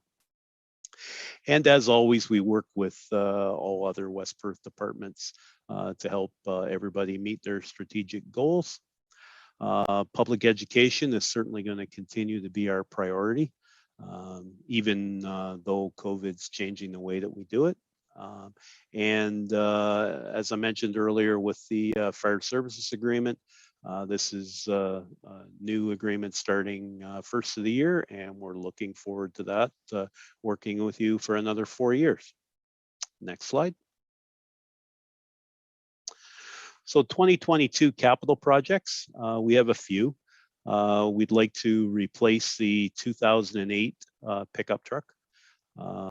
We have several pieces of equipment that we would like to purchase, replace some of the older ones that we have. Also with the new dispatch system, there's the capability to project dispatch information on the computer screens in the bunker gear room. So we would like to get a couple screens. Certainly helps the firefighters when they're coming into the station as far as the type of alarm and where they're going. And finally, bunker gear, the personal protective equipment that the firefighters wear. It's on a 10-year mandatory lifespan. So after 10 years, we have to dispose of it and replace it. Next slide. So I just, this is 2023 and beyond. Just wanted to remind council of some of the the bigger projects that we'll be looking at over the next 10 years. Certainly Pumper 2 will be needing to be replaced in approximately 5 years. Our SCBA is getting worn out and will need to be replaced.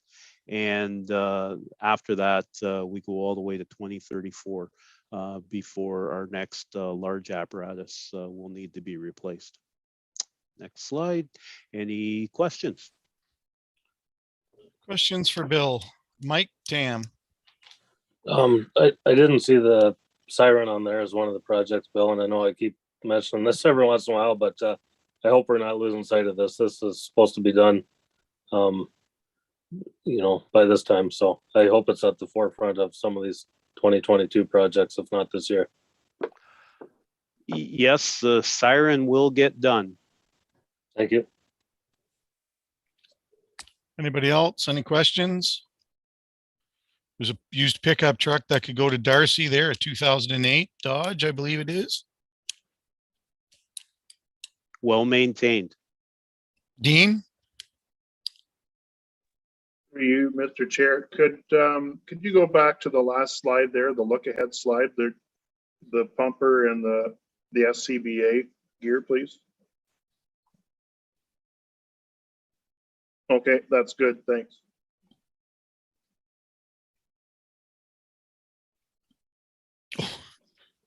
Did you need those numbers, Dean?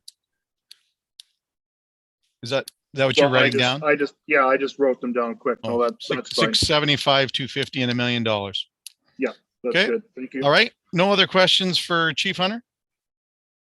We'll move on to Daniel Hobson, Legislative Services. Good evening, Council. I'd quickly just add that the PowerPoint tonight will be attached to the minutes there, so you don't need to frankly jot down all the numbers. They'll be provided to you and to the public as well. But jumping right into things, so this is the organizational chart for legislative services. As you can see, not too many changes, but we'll go through a couple of them as we've had quite a bit of staff changes that I would like to highlight. So between the bylaw enforcement officer and our council services coordinator, council services coordinator is Lupita, who's here tonight.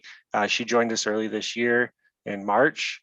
Following that, we have Anne Louise, who's our customer service representative, who also joined us this year, which would have been April. Myself joined the department this year, and through council, we brought on a co-op student, Grace, from the University of Waterloo, who's been with us since September. Our new county planner, Susanna, is under the clerk's department. And as well, we also brought on one new crossing guard and did bring one crossing guard out of retirement. So we want to thank both of them for coming and helping us out today. Next slide, please. So the clerk's office has quite a few service areas. As you all know, we provide services for council and committee through the agenda and minutes reporting, as well as live streaming has been a relatively new function, but one that's been well received nevertheless. Cemetery management is also a big function, and previously cemeteries were all managed by volunteer departments. We still have one Roy's, which is operating very well, but the rest we are working towards cleaning up and getting properly documented. Planning function as well under the clerk. We have quite a few developments going on there, as Chief Building Inspector Bob already spoke to. There's a lot of demands, and planning is a function of all of those developments coming through. Records management, I just want to highlight again, with the move coming, we're looking at digitalizing as much records as we can, and as well as getting through and following the retention schedule that council has adopted by bylaw. Vital statistics and license and permits are kind of more of our day-to-day, along with communications and running social media. And as well, we manage the municipal drains aspect with our drainage superintendent. Next slide, please. So some highlights from this year. We've brought on the Laserfish program. We're looking at scheduling staff training, setting some dates up next week to get that program up and running. The community safety and well-being plan as a partnership with the region has been very well received, and we meet frequently on that program as well. As I already spoke to, staff and co-op student recruitment and onboarding. There's a lot of processes that is new to all of us, and we're always working them out and kind of reviewing them as we go. It's been very, very beneficial to our department. We were required to do an emergency management tabletop exercise this year. That went off very successful. Again, records management. I'm going to sound like a broken record on that one, but we're working through it, and you can see kind of there a stack of boxes highlighted, and that stack's gone through, and that's all records that are deemed to be shred. Additionally, we were able to launch the online marriage license application this year, and we've seen a pretty high uptake in that, and it is AODA compliant. Next slide, please. So just some high-level numbers for council. I just want to point out that 420 burn permits. That's a lot. Anne Louise is busy up there. 45 marriage licenses and 4 lottery licenses. Most of these numbers are in par with what we saw last year, with the exception of, I'll say, our cemetery plot sales are down quite a bit. Otherwise, everything else is fairly standard. Next slide, please. So for 2022, again, we really want to focus on our records management and digitalizing that process. We do have the 2022 municipal and school board election, so that will be board, as well as establishing the council orientation and education sessions. We are looking to review current cemetery resources and what would be needed to sustain the cemeteries moving forward, as well as we want to establish standardized bylaw and policy review. We have quite a few bylaws, quite a few of them are dated, as well as we are lacking in policy. Moving forward, we continue to focus processes on modernization, digitalization, and accessibility, and looking to provide quicker and enhanced customer service. Next slide, please. For 2022 capital Today, as part of the pre-approval, we are requesting digital sign repair. This is the main communication sign used, and I will add that in recent cold weather, we've actually only had days where we've only been able to update one side of the sign. So I think we're getting to that point where we might actually need to turn it off or get it fixed. Further to that, as part of our other 2022 capital, we're continuing with our council technology replacement. Council recalls we ordered 6 iPads, and in 2022 we'd be looking to order 6 more and to have all of council on new iPads and 1 as a spare. And as well, we're looking to implement some cemetery management software. Currently, we don't have any software, and our co-op student has been very beneficial for us to at least get some of these records over into Excel and create maps digitally that way. Next slide, please. So looking 2023 and beyond, council composition and ward boundary review.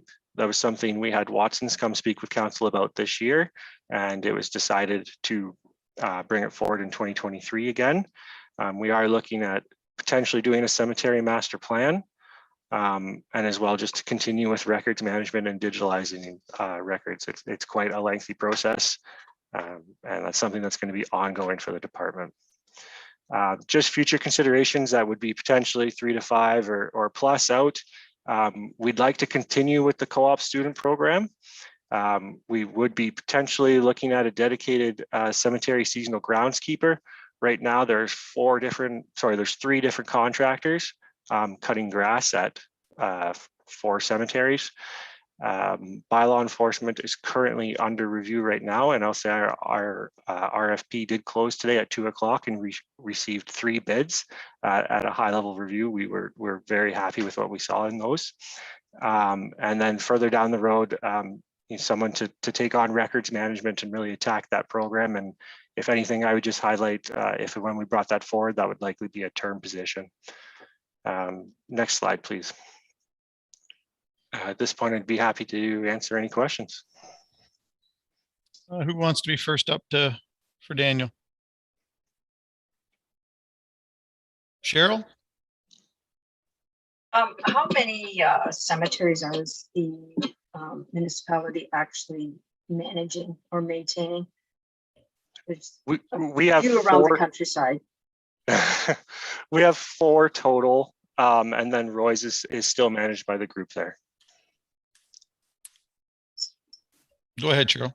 Just to follow. So we would be looking at doing a record keeping of all cemeteries at some point, or is this just the 4 that were? Just our 4. That's not to say we could get more cemeteries by any means in the future, but we'd like to have process in place for that. Currently, we have 3 different groups manage 3 different cemeteries. So we have 3 different forms of record keeping, 3 different styles,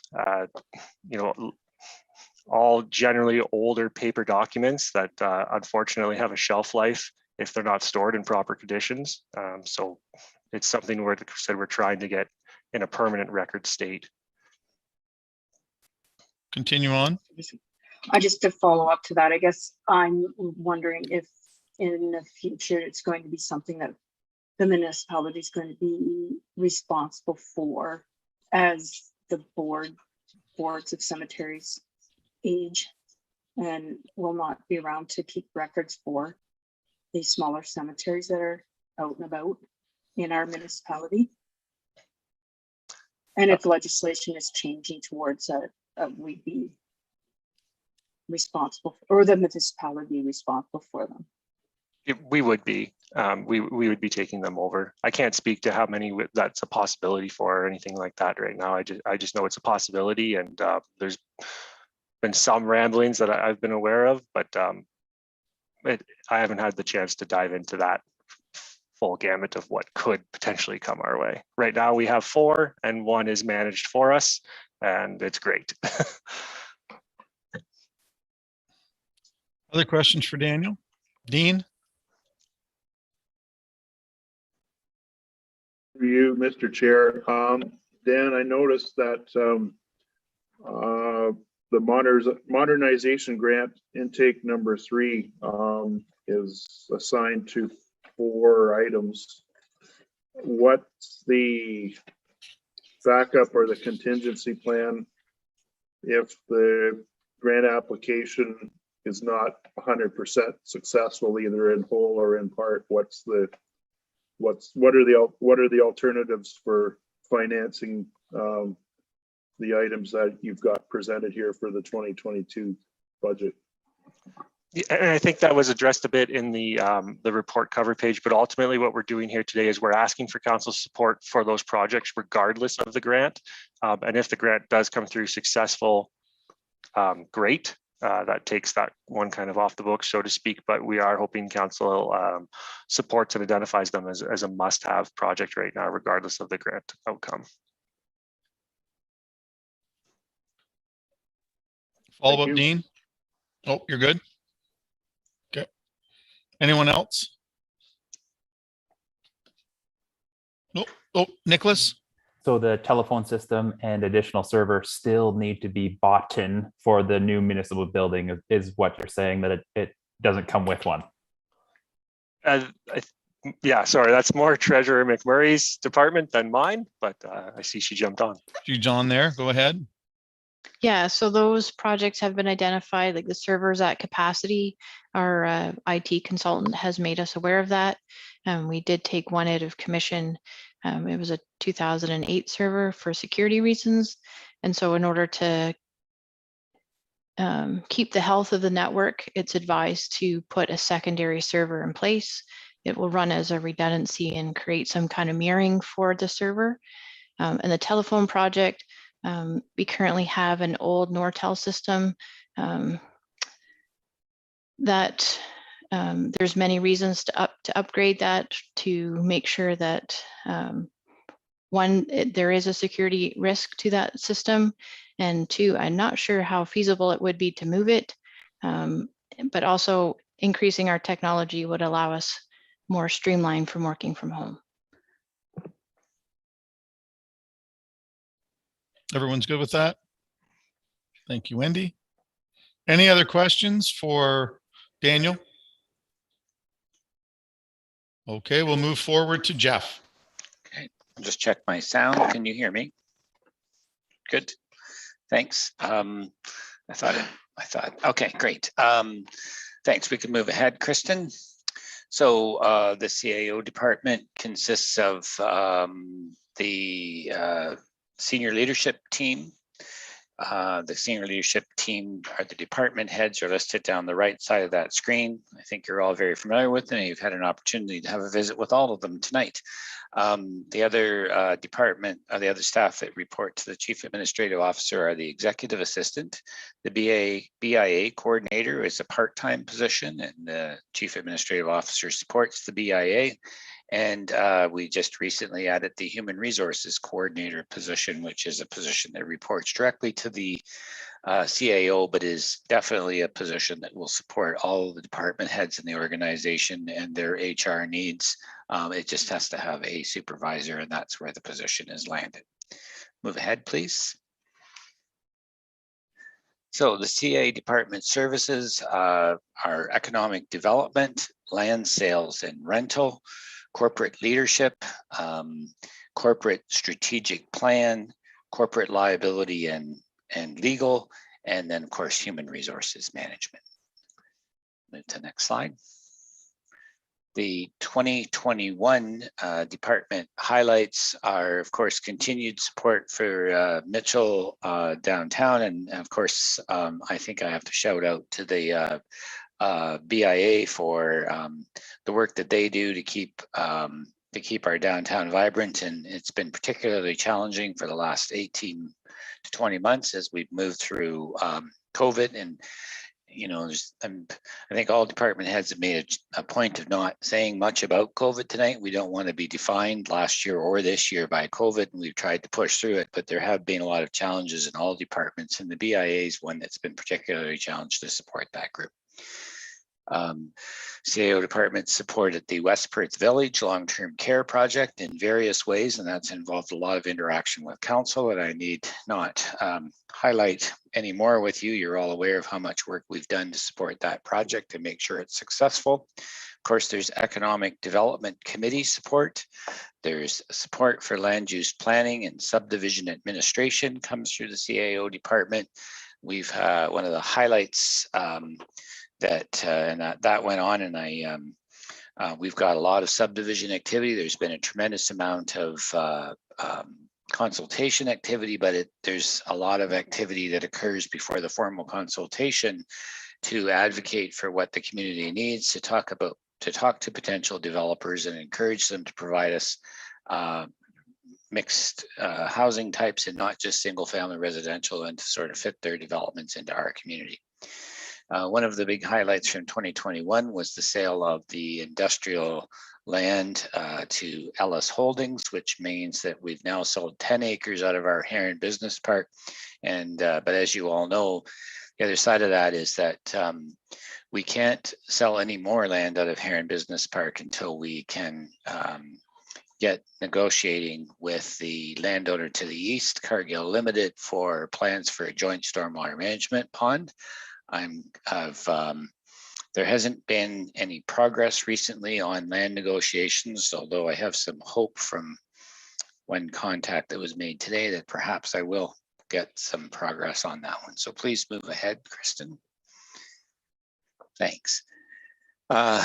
We developed and implemented a new strategic plan budget process, and I'm quite open to feedback on this. This link of the strategic plan back to the budget it feels like a lot of work, but I think it's very important to keep our eyes on the strategic plan. And I think this process that's been developed, and I have to mention Terry Rao, and certainly Wendy has picked it up to take the process and make it functional, making it meaningful, and give council the information at the times when they can use the information to make choices.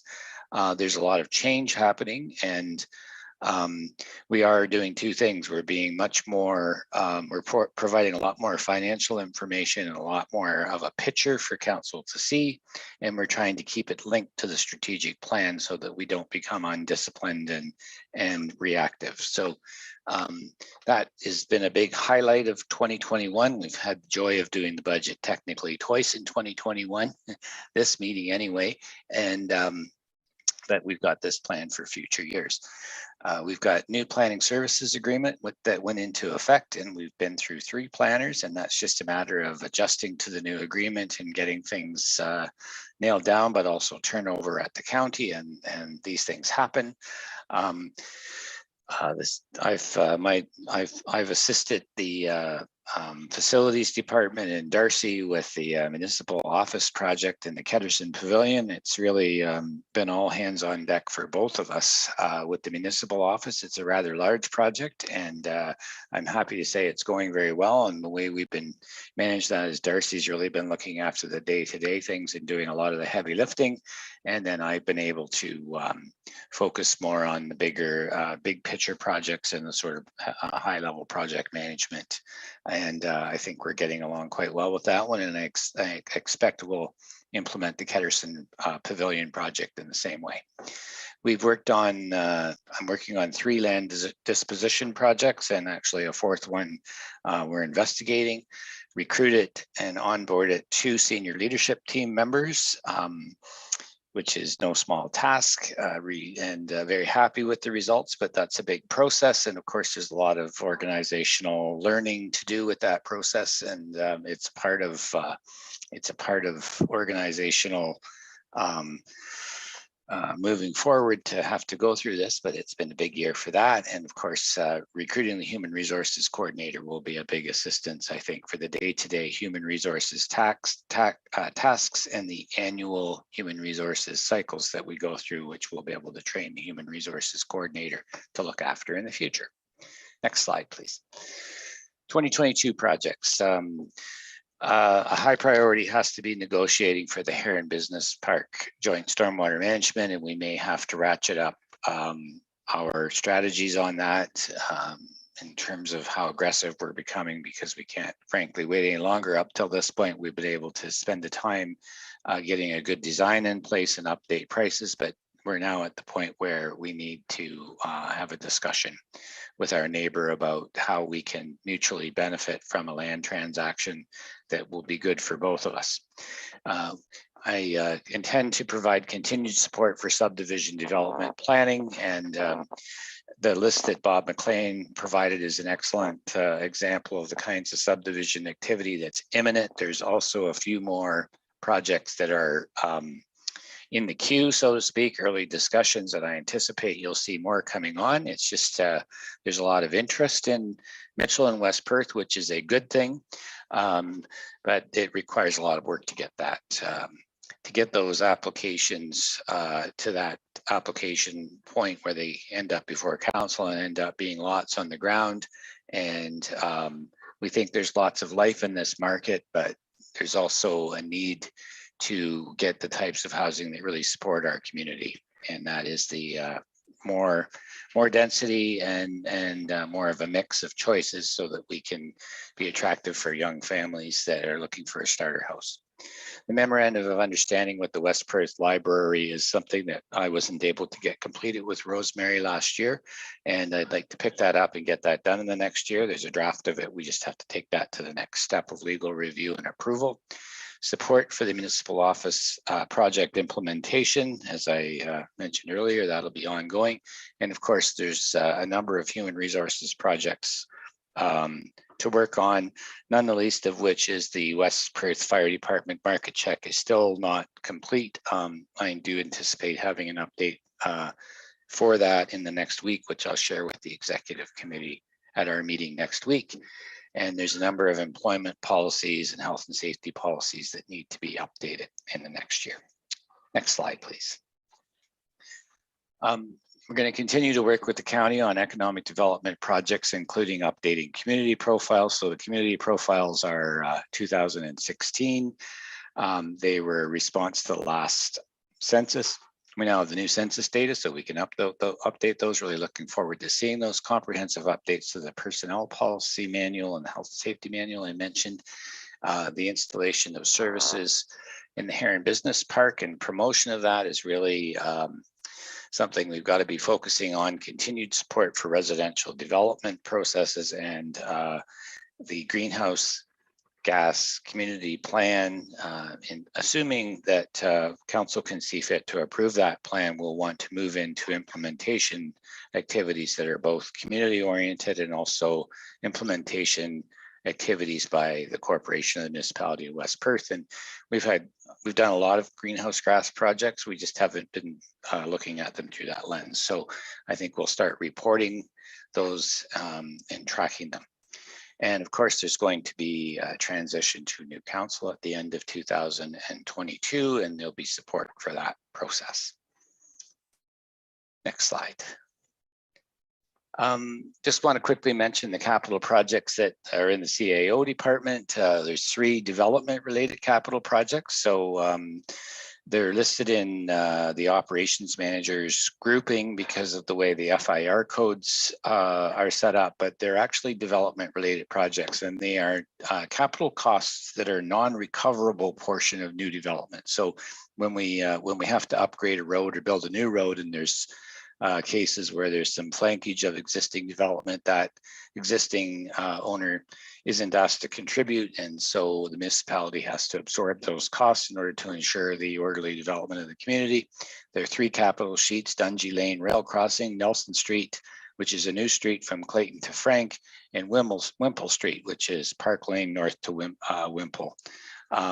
Those 3 projects are, the prices are laid out in the capital sheets. The only portion of those projects that the municipality is listing as capital is our share of the non-recoverable portion. And I want to just highlight, if you've looked through the report and the council resolutions, there's a resolution to allow the municipality to cost recover those non-recoverable costs through future amendments to the development charges bylaw, which would be added when the development charges bylaw is updated next. Total estimate of those costs is $138,500.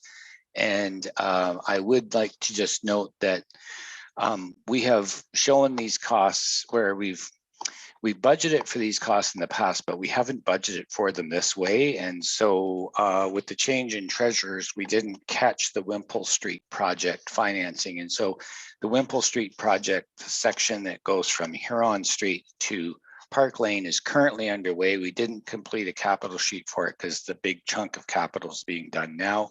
We'll be looking at other options to finance that, and we'll be bringing that back to the municipality. And we're hopeful that we have surplus in the 2021 year end that we can use to cover that project rather than going to it for the levy out of 2022. Next slide. And with that, I'll turn it over to the Deputy Mayor to see if there's questions. Questions for Jeff?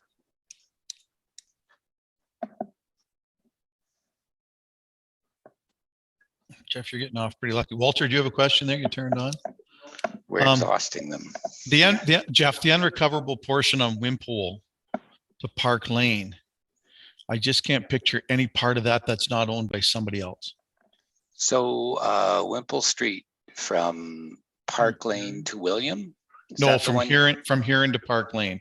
It was $97,000. Yeah. So there's the owner on the corner of Huron and Park Lane. There's a house that's been built there, and that flankage of that house is that's an existing development, and they don't contribute for that portion. Oh, okay. I know the lot you're talking about. That's So that one is the unrecovered. That's the main unrecoverable portion for that one. There's also some upgrades in the intersection because the municipality owns the intersection portion when you get to Park Lane. Right. They were working on it today. Yeah, that project's getting very close. Yeah. It's great news. Does anybody else have any questions for Jeff? Seeing none, we have Wendy. Hello. So our department's made up of 4 staff. We have a financial analyst, which is Ashley, and a financial, the financial analyst is Monique, my apologies, and financial assistant is Ashley, and then we have Lori, who's our tax and revenue analyst. Next slide, please. So our main areas of service are listed there. So cash management, accounting functions, financial planning and policy, financial analysis, investment, payroll and benefit administration, and information technology. Next slide. So some highlights for 2021. So we reviewed some of the recommendations from the auditors, and we've put some financial management policies into place. So a little more on the approval side. We have, and then we're doing more monthly ongoing reconciliation. So that'll help us project forward as we move through these years. We've completed 2 financial audits, being 2019 and 2020. We did some general ledger restructuring for reporting purposes. So just to highlight property taxes and the trust funds. And we also did that for asset management and citywide. We pulled out some FIR groupings, just allowed for easier reporting.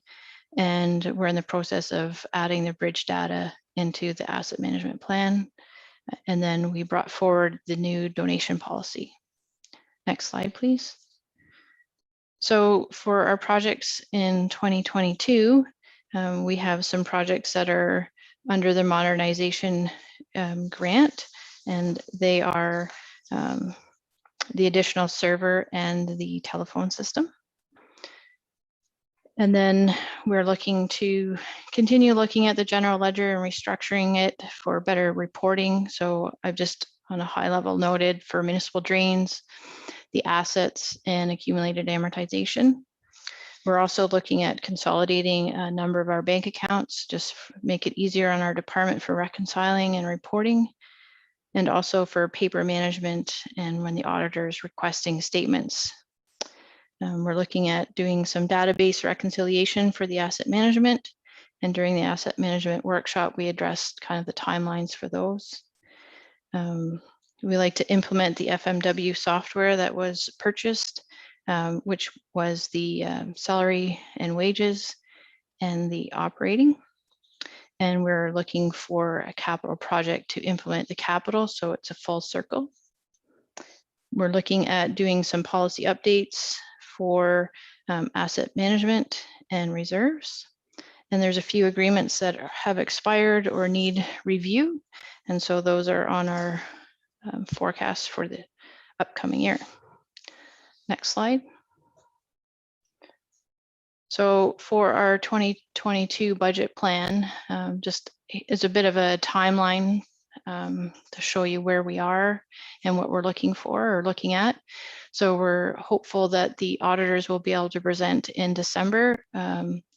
It was hopeful for November, but there was our auditor, Adam, has moved on to other opportunities. So it's we've got a new auditor been assigned, and I think our timeline is still set for December. We're currently working on the 2020 FIR or Financial Information Report.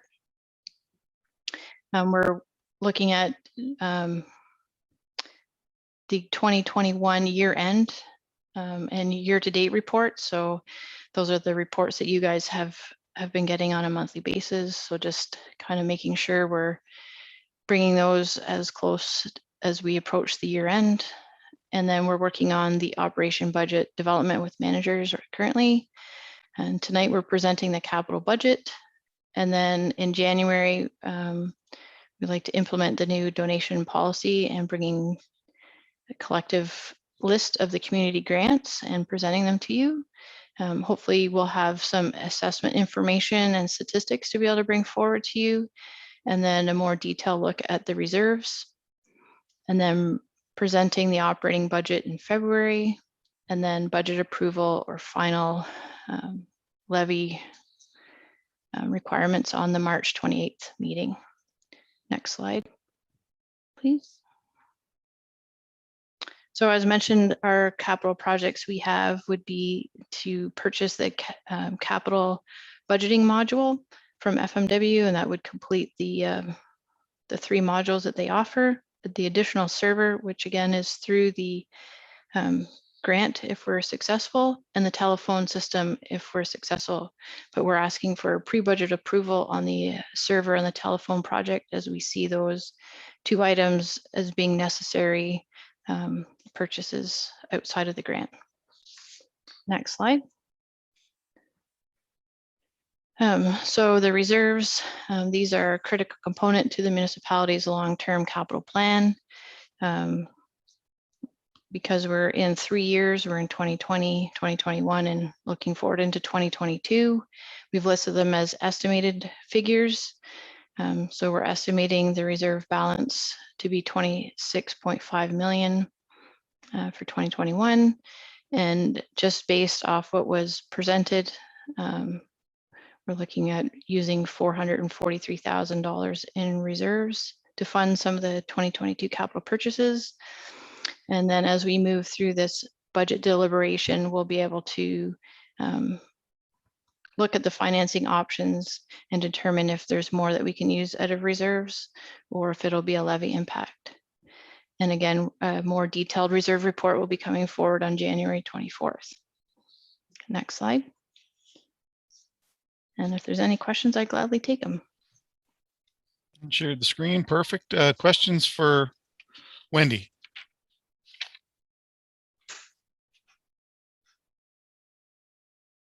Seeing none.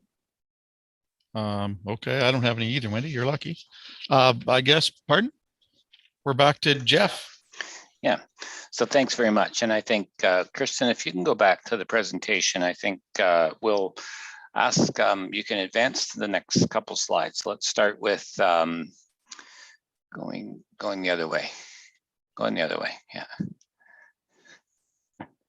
So we'll ask Deputy Mayor Ait to entertain if there are any overall questions, and this would be an opportunity too if anyone has any questions about the corporate implementation plan, although most of those highlights from the corporate implementation plan showed up in the department presentations. And then if there are no further questions, so we'll go back to that. I will then highlight or review this next steps slide and talk about, we can put the resolutions that we're asking council to consider at tonight's meeting on the screen. So if you want to unshare the screen for now, Kristen, while Deputy Mayor Wright determines if there's any general discussion.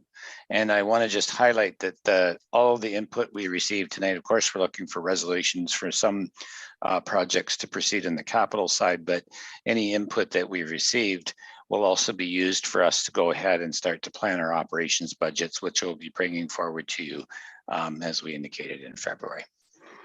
General questions, Nicholas? Yes, Jeff or Wendy, if we approve these capital projects, could you give us an idea how it would compare or contrast to some previous years in money spent or impact on the levy, as an example? So if we pre-approved each and every one of these projects, what would be the impact on the levy compared to a previous year, and spend and increase or decrease in tax rate needed to make it happen?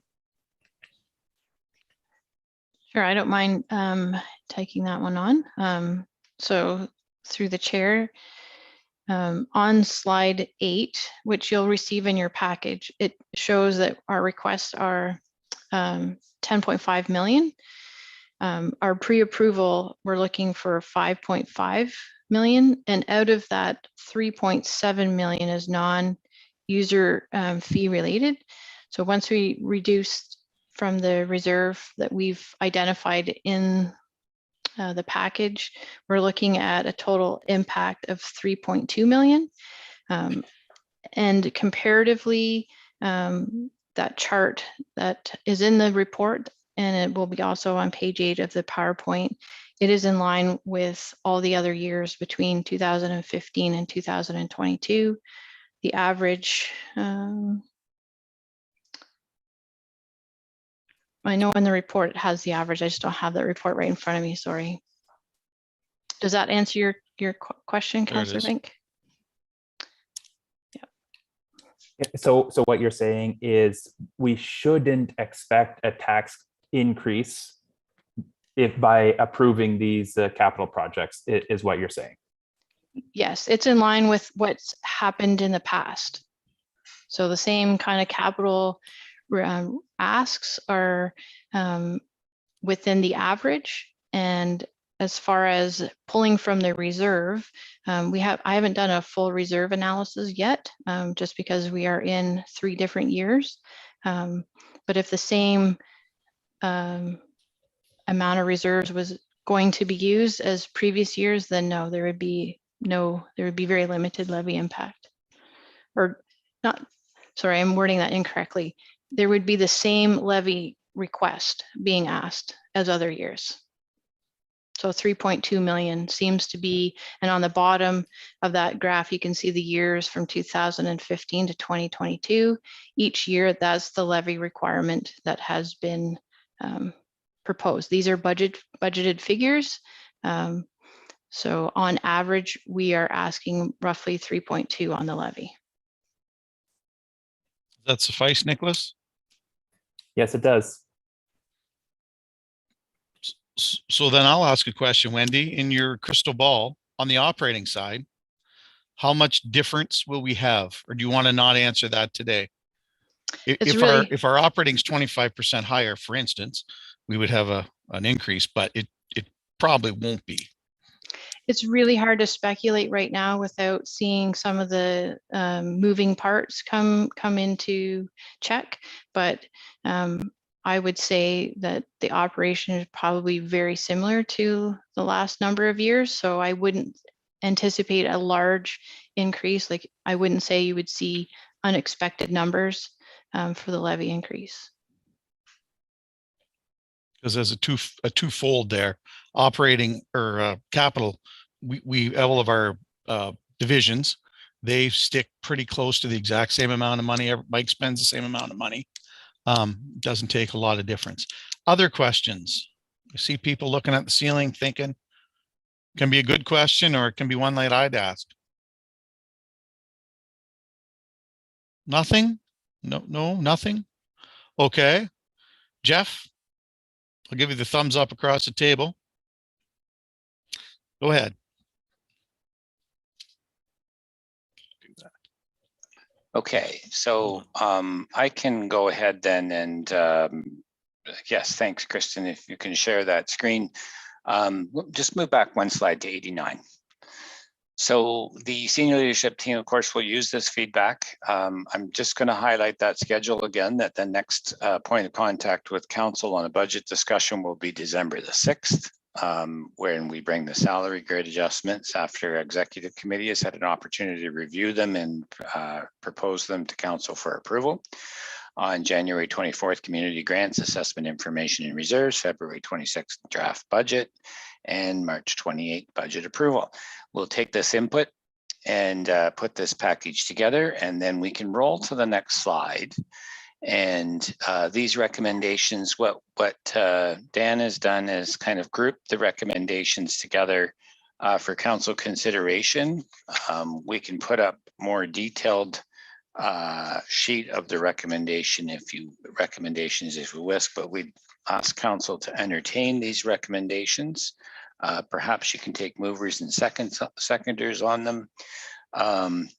Deputy Mayor Eit, and we can move our way through. If we want to leave them on the screen, we can perhaps ask members to verbally indicate the movers and seconders, and then we can take it down to take the vote. Does everybody understand that? You'd have to speak up. Are we on the first one, Jeff? Do you want me to read them? Sure. Oh, that the Council of the Municipality of West Perth accepts the 2022 Corporate Implementation Plan and the 2022 capital projects as information, and that council approves the 2022 pre-approval capital request as presented in the 2022 budget workshop number 1, Corporate Implementation Plan and Capital Budget Report, and that the council approves the recovery portion of all of the costs associated with the following projects through the collection of development charges: Dungey Railroad Crossing, Nelson Street construction, Clayton Street to Frank Street, Wimple Street upgrades, Park Lane to William Street. Could somebody motion and seconder verbally? Yep, I will move that, Deputy Mayor. Nicholas Vink, seconded by Anna Marie. Anna Marie Murray. Is there anybody opposed? You can unshare the screen now. Thanks. Okay. Is there anybody opposed? Seeing none. Motion passed. We're going to do the next one? Or is that the only one you need? That's it. That's a quick meeting, one motion. I have a related question, being I get the last speak. The pickup trucks I looked at, Fords, electric vehicles, won't be available till mid to late 2022 at the earliest. Does that affect Mike or Bill? Were the two that have them in their budget? It was Mike and Bob, and Mike and Bob. Perhaps Mike and Bob wish to comment.